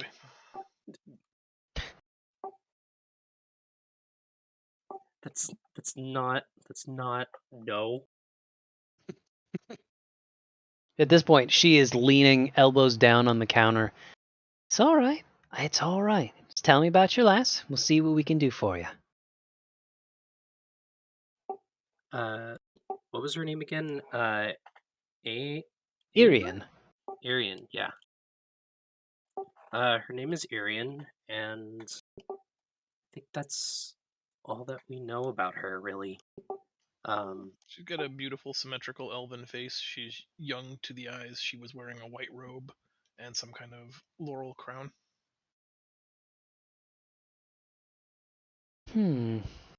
That does sound familiar. Well, must have been 3-4 days ago. Yeah, that sounds right. Someone fit that bill. I mean, we see a lot of decently well put together folks here, but not a lot of elves on this side of town. They usually prefer the northwest over by some of the houses. Let's see. I don't think I got a name though. Oh. You know what I did get? She leans in really close to you, Rain. I think it'd be really making her day if you brought her this back. And she ducks under the counter and pulls out a little tiny pendant. Very small, but has a design on it that is circular in nature with a tree carved into it. Whoa. Said this meant something to her, but needed a bit of cash, so I agreed to pawn it to her and hold on. Hopefully she comes back for it. Although, I don't know, I suppose you might need it more, huh? Well, I'll be sure to give this back to her then. She very insistently clasps it into your open hands. Says, "Do take care of it, son, and try not to lose her, huh?" Okay, ma'am, stop trying to ship me.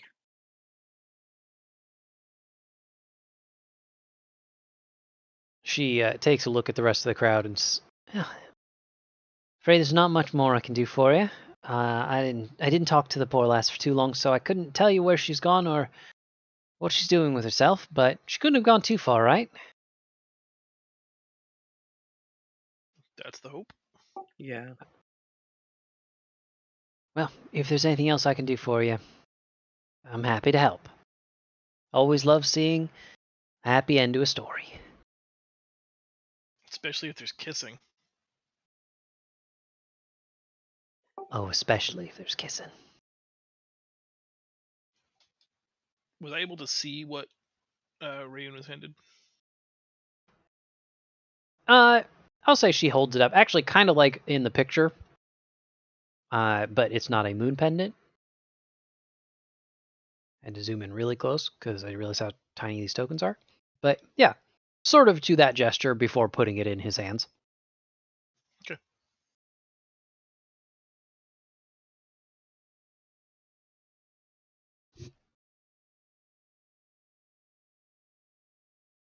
And so, yeah, taking a look at the crowd, she says, "So, well, I don't think there's much else I can do, so I guess take your trinkets and be gone with you, huh?" That's a troll line. As she gestures for you to be on your way. She says, "Best of luck to you, kids. Come back if you need anything."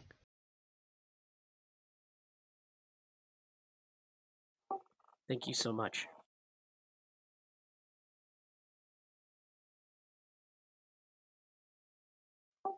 All right. Staunchy Yard Packaging? Works for me. Yeah, let's go. Most of this district is pretty recreational. A lot of bars, a lot of restaurants, probably a pool hall or two. Maybe a place where the kids can go and dance. but this is actually one of the places that looks like it's operating as a dock is intending. Right? This looks like a place that is loading and unloading of goods. And in this packing yard, there is actually a crane like the one in the circle that is lifting crates full of goods, and a good number of hands that are directing them to places, piling them to be put on ships or otherwise. You had a description here of a half-orc lad, Urzag, and well, there aren't too many half-orcs in the area, so Shelley gave you a bit more of a description than that, but you didn't need it. You see him, he looks like he's barking out orders. Probably has some sort of sway over the place. He catches your eye pretty quick.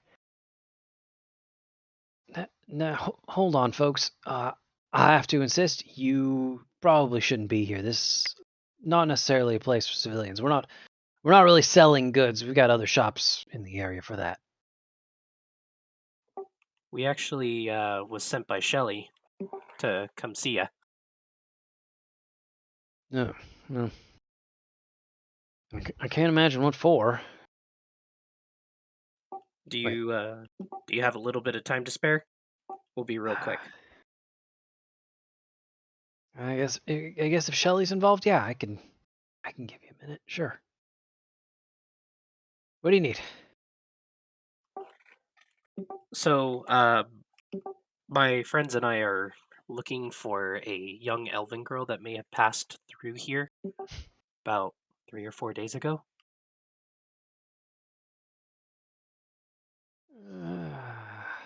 Well, White robe. that does sound familiar. Hey, I'll tell you what. Look, you're friends with Shelley, right? Mhm.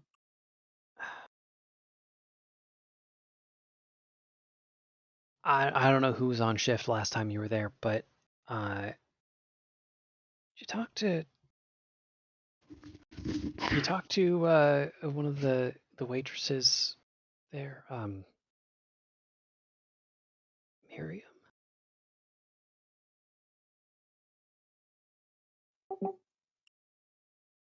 Say that again. Hey, Miriam? Miriam.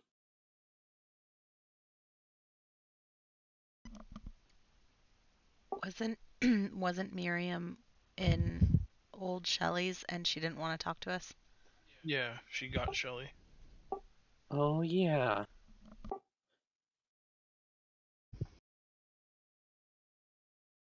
I think she was. I think she was.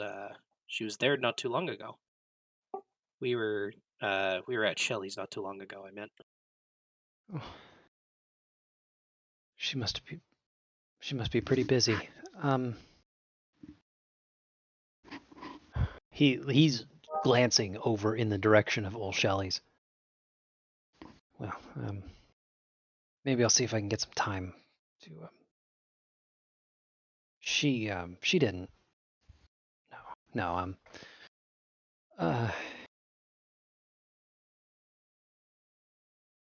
You wouldn't happen to fancy her, would you? Hey, come on! Don't.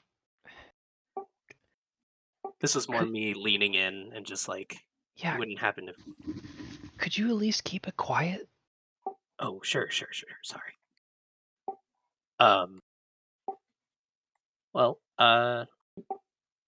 when we're back at old Shelley's, could put in a good word for you.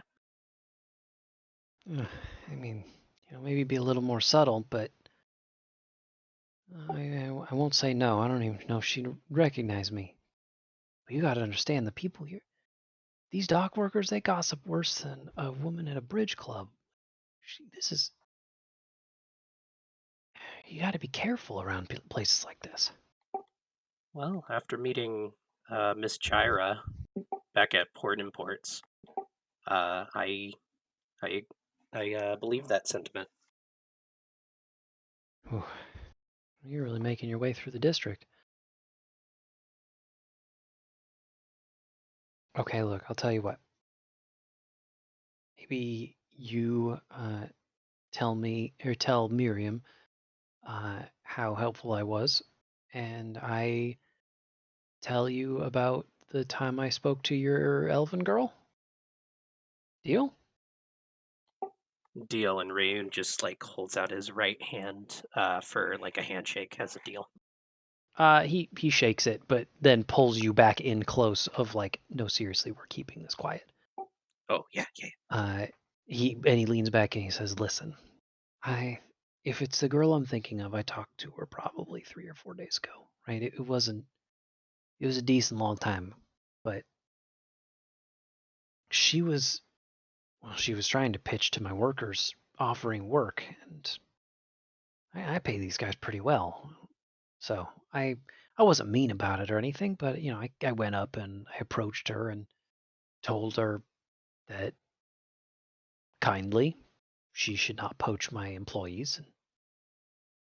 And she asked where she should go instead. I told her there are plenty other docks that are looking for, or that have plenty of workers that are looking for work. And it just so happens Sandway isn't really one of them.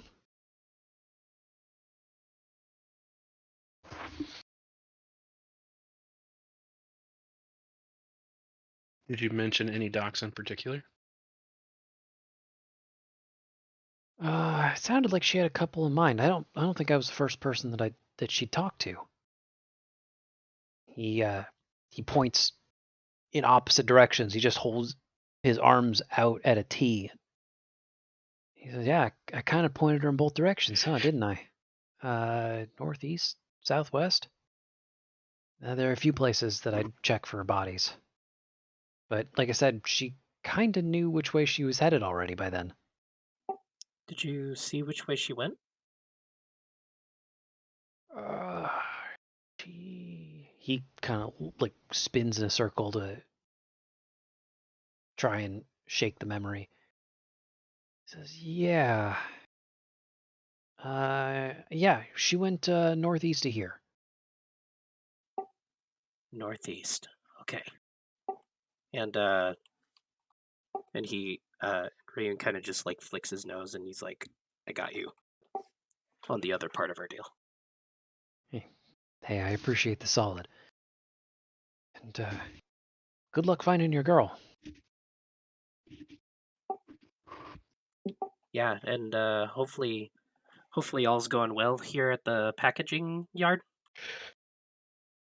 Hey, we haven't lost a man or had an accident in months. We're doing pretty good. Thanks. He stands up kind of straight and starts walking back towards the team at the packaging field. "Now I told you, this place is mine, and you're not getting any of my employees." Well, fine then. Come on, guys, let's go.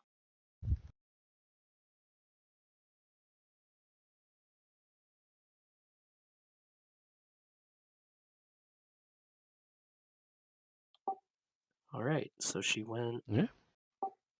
What was that? North? You said northwest? Northeast. Northeast. Good things else your help. Thank you. To peel the veil back a little bit, I have a journal entry that I just haven't shared with anybody. That is just, here's all the information I have on this quest. And I have had it up for the last hour and a half. Yes. What is to the northeast of us? Docks. Like until the ocean? It looks like, honestly, you are sort of on a gigantic pier.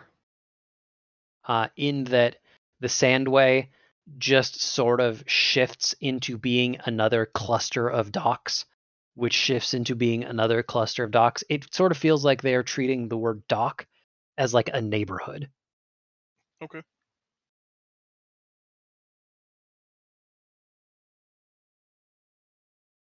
But yeah, pretty much everything to the northeast is still touching water for a little bit, and if it's touching water, it is definitely a dock. This city doesn't have room for beachside properties. They don't dock around. They do not dock around. Do we want to forsake Baubles and just head to the northeast if that's our hot lead right now? I think that's probably a good idea. Me too. He's not trustworthy anyway, so we should probably ignore him. Seems like a guy we'd get into a fight with for no reason. He didn't pay back our friend Old Jelly, so we should skip him. I can live with it. I guess just heading blindly in the vaguely cardinal direction of north by northeast. Well, I'm going to get a little bit of information, and I'm going to just peel back the map a little bit in a way that I'm going to be honest, my cat is not here for, because he's trying to sleep on my lap. To the immediate northeast, there are 3 docks.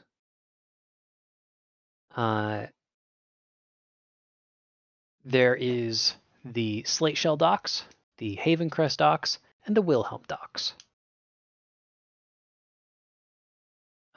Would you like to head to one of those and hope for the best, or You introduced them. I felt like you were displaying them. If you want us to see something, we're not seeing it. I did not display them because, if I'm being honest, I didn't make maps for all 3 of them. Fair enough. It had that cadence of a presentation, so I was like, oh. Nope, this is just more stuff that I have in my notes. Well, I'll have Tyrus determine which of them from our current position is the most northeast of them, and that's the one we'll go to. Wilhelm. Yep. Everyone's screaming for that one anyway, so let's go there. Yeah, actually, I was thinking about that one.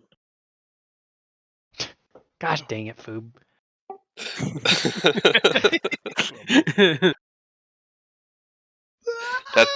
That's for trolling. I'm pretty pleased with that. Okay. Well, so fortunately, the trip to the Wilhelm docks, being the next one in line down the coast, not that long. But it's pretty clear that these neighborhoods are kind of self-contained. You have to do a little bit of backtracking and winding to get out of the Sandway, and you see pretty clearly the Sandway was an exception.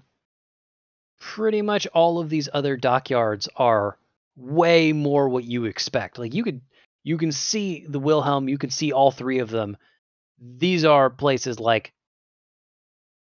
maybe the sun just decides not to shine in this area as much. Right? Like, this is where people don't go to bars and clubs. They sit on a crate and throw unevenly shaped dice and then stab each other when the dice don't say the right things.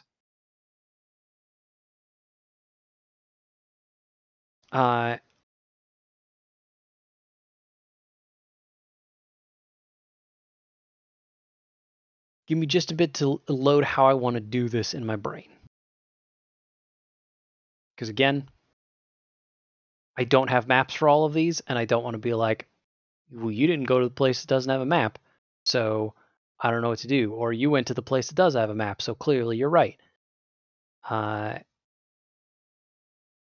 I am trying to figure out how I want to handle this.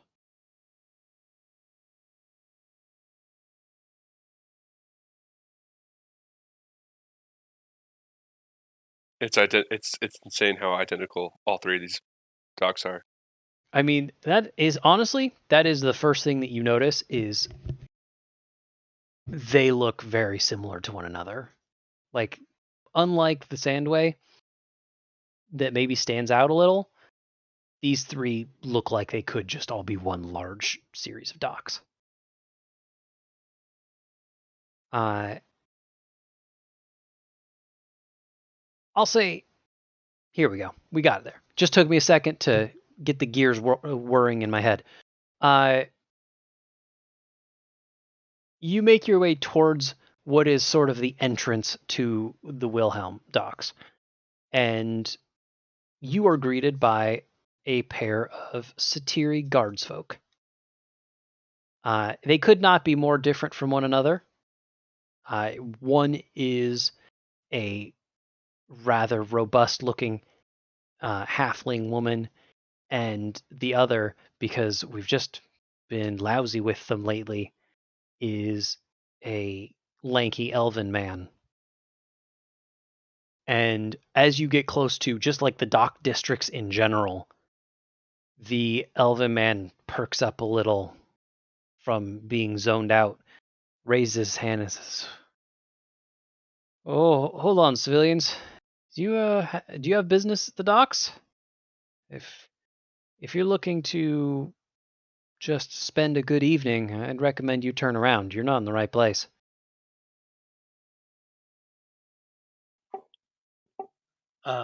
Sorry to bother you guards, but we've been looking for a missing person. Gonna flash him the badge and be like, we're on duty. Oh, wow, no uniform. And immediately the halflings, see, look, you have got to stop doing that. They are people, they are clearly adventurers, they are allowed to go wherever they want. Get out of here, Vess, just go on break. The elf named Vess looks at you and looks at the halfling woman, kind of just shrugs and walks off.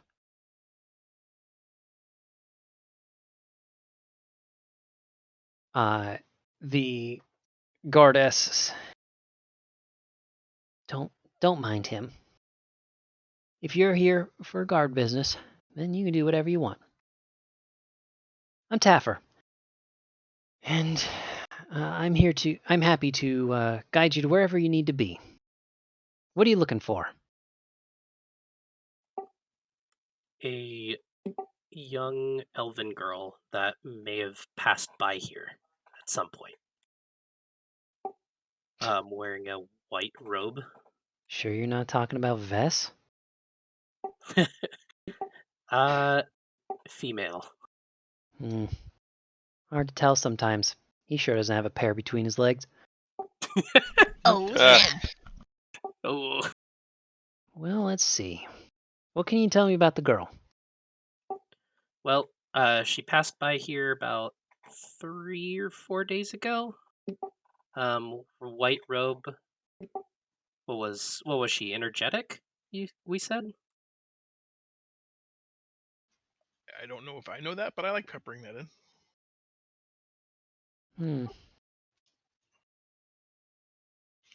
White robes, a laurel crown, beautifully symmetrical face. Well, that doesn't sound terribly familiar. Now, listen, guardsman.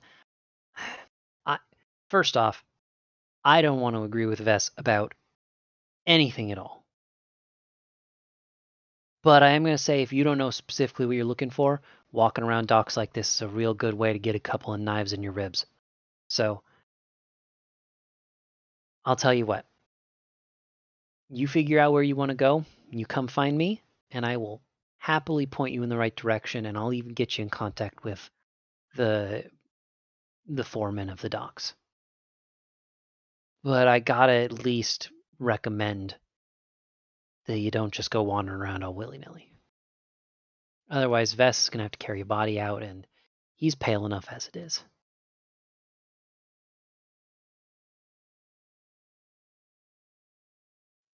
Well, hopefully that doesn't happen. We'll keep that in mind. Thank you. She nods to you, and resumes a fairly, a tall stance of like 3 and change feet.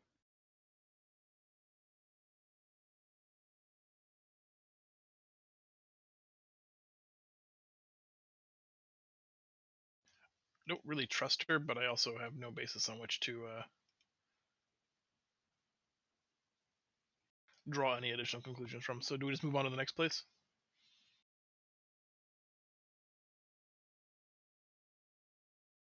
Yeah, I think we should just move on. Yeah.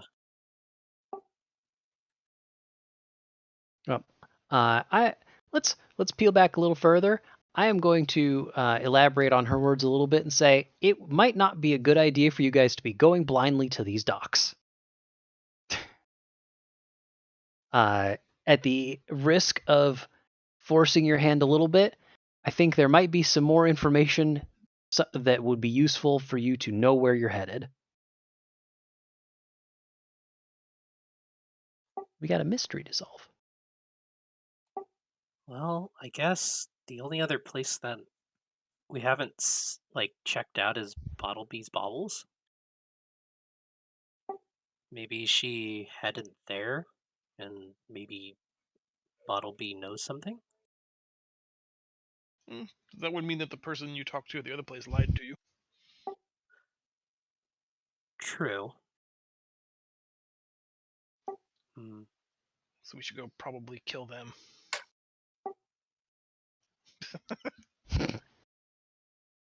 Ah, yes, murder hoboing. I mean, it's been a little bit. Lying to the town guard is punishable. By death. It could be today. Yeah, I mean, if we think we missed something, we should go back to Bottleby's. I suppose that's the last thing on the map that we haven't explored. And if we're getting red flag that hanging up by the docks is not something cool kids do, then Can I make a perception check to see if we have some wandering eyes looking at us? I will almost never say you're not allowed to make a perception check. So is that a yes? Yeah, go for it. Okay.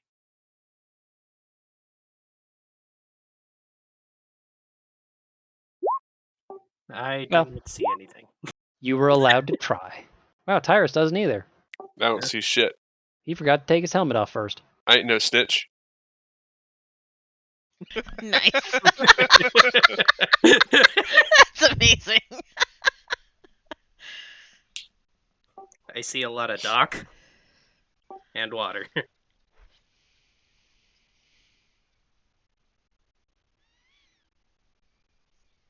All right. So, oh goodness, that's bad. Sounds like off to Bottleby's. Yep. And just in case, we've got a nice. Oh no, I lost my cursor. Got a nice token here for you.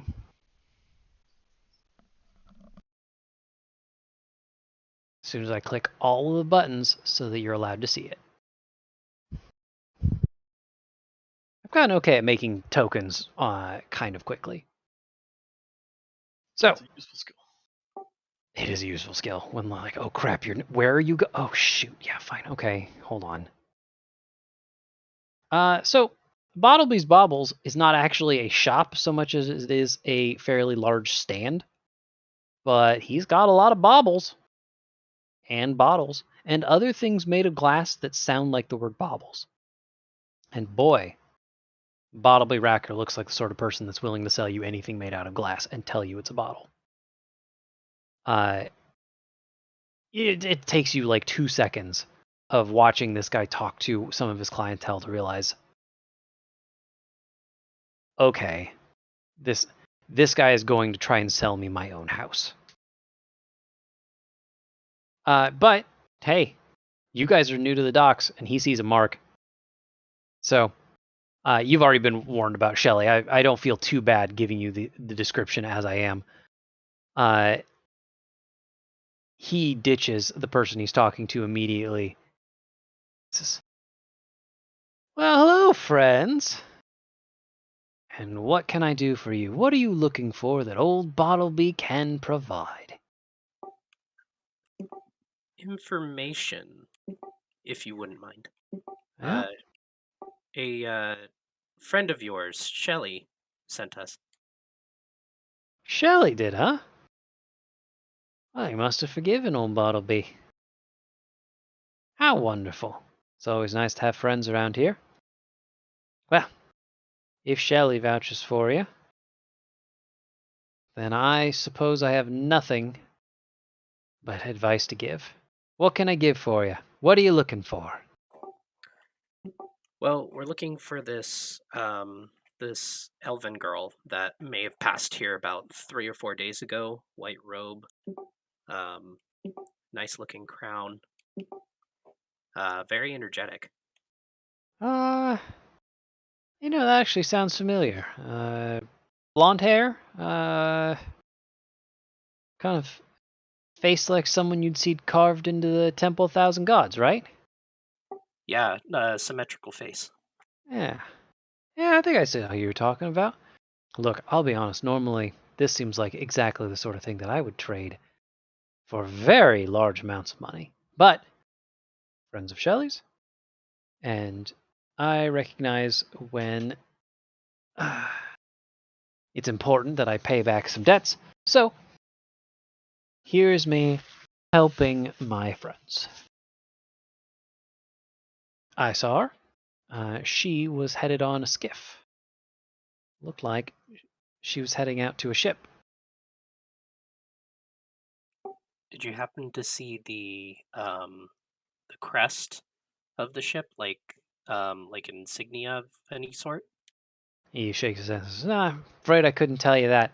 But I've seen the ship plenty of times. Don't necessarily know the flag, but I recognize the figurehead just about anywhere. Actually, kind of looks like the girl that you're talking about. It makes trips pretty regularly back and forth from Doorstop. So that would be my guess. Doorstep? I don't know that my own places. Doorstep. Doorstep. Yeah. What is there like a particular dock that they choose to board from? No, the ship doesn't dock here too often. It's sort of a leisure ship. It anchors a few ship lengths out and then travels people back and forth by skiff. And then that way they don't have to pay for docking fees and, frankly, talk to some of the locals. Oh, interesting. No. So, that would be my guess. I would check Doorstep. All right. Thank you, Bottleby. Happy to help. Give Shelley my regards. I Should will. we inquire at all as to? Well, I don't know. I wasn't really talking. I feel like that's a line of bullshit. I mean, you haven't walked away. But I also kind of want to go on the doorstop adventure. Yeah. I mean, you can insight roll him. That's totally true. Would you like an insight roll? I don't believe that he's being honest with us. I'll tell you what. I'm going to roll your insight roll for you, as is the way of things. And then I will see if that tells you anything. Oh, hey. Well, that's easy when there's no modifiers. Okay.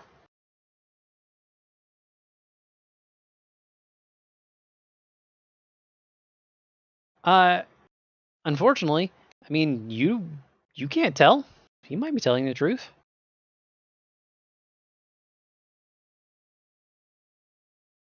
But to doorstep it is then. Yep.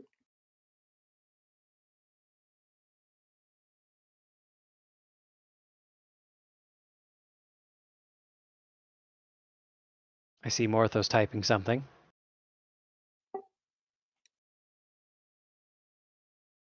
And now he's not typing something. Oh, now he's just teasing me. Yeah, I All had right. nothing good to say. Sounds Alright. good. Well, So let me ask you this. Are you planning to charter a ship there, or are you planning on waiting for and trying to find the ship in that she took previously? Or twist of events, the Emerald Dawn shows back up. Man, come on, man. I was going to surprise you. Gosh dang it. Try? You know what? Session over. Nailed it. Uh, I guess we. Thanks for ruining it. If we're gonna follow her, I mean, let's follow her, right? Take the path she took. yeah, that would probably be best. Okay. Well, there are a couple skiff services that can provide you transport. And after like asking one or two times, you find one that, oh yeah, that's what I do. I take people to that ship. I've decided that it's this guy in yellow because he seems like a good dude.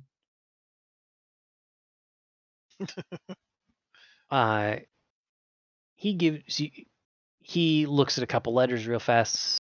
Oh yeah, we should be seeing them back here in, I don't know, probably a little under half a day. I can get you on board. Reasonable price too.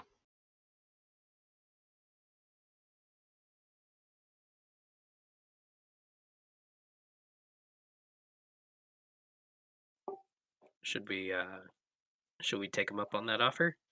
I mean, what is the reasonable price? Oh, I suppose. Let's see. We're just doing, well, round trip transport. Yes. There and back, probably 10 gold ahead. Shoo. Just pat Sav on the back and tell the man in the yellow shirt, my valet shall settle up with you. Sure, why not? Getting ripped off. He does a quick count of coin, like reaches his hand into the bag and jingles it around. Well, seems all right to me. If you wouldn't mind just putting names down in this ledger, we'll make sure we get you on board. Like I said, should be arriving around morning time. We'll get you on a skiff, get you on your way.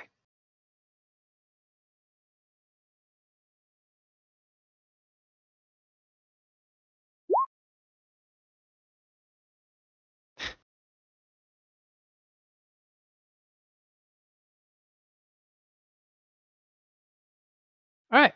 Well, we got here a little faster than I was expecting. I think this actually seems like a pretty decent time for us to call it here, and then we can start the next session with a nice scene transition. Sound good to everyone? Yeah. Sure. Sounds Wonderful. wonderful. Yeah, sounds good. Well,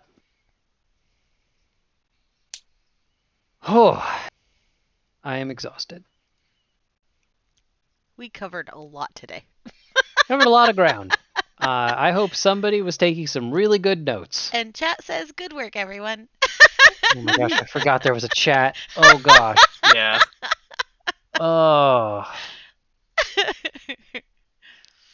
All right, so 2 weeks. I see nothing stopping. Ooh, that is cut off. Ooh. That shouldn't be a problem. 2 weeks. The usual Zell's work update is 2 weeks from today is the first policy cutoff, which is the deadline by which a bill has to have been heard in a committee hearing in order to progress. If it hasn't been heard yet by 2 weeks from today, you're not allowed to have that bill become law. It's against the rules. It is literally against the rules. But that means that as of 5 p.m. 2 weeks from today, theoretically our work should be dead for a minute because we'll have been working for the last week straight building up to that deadline. And you have 2 more sessions prepared. I Worth sure of do. content prepared. Yep. So, yeah, that should not be a problem. So that is February the 17th. And I will ping everybody with the good news as we get closer. Yay! Good night, everyone. All right. Yeah, good night, all. Try real quick, just because I've got you here. Sure. I might be late on Sunday. I am trying to jam so much stuff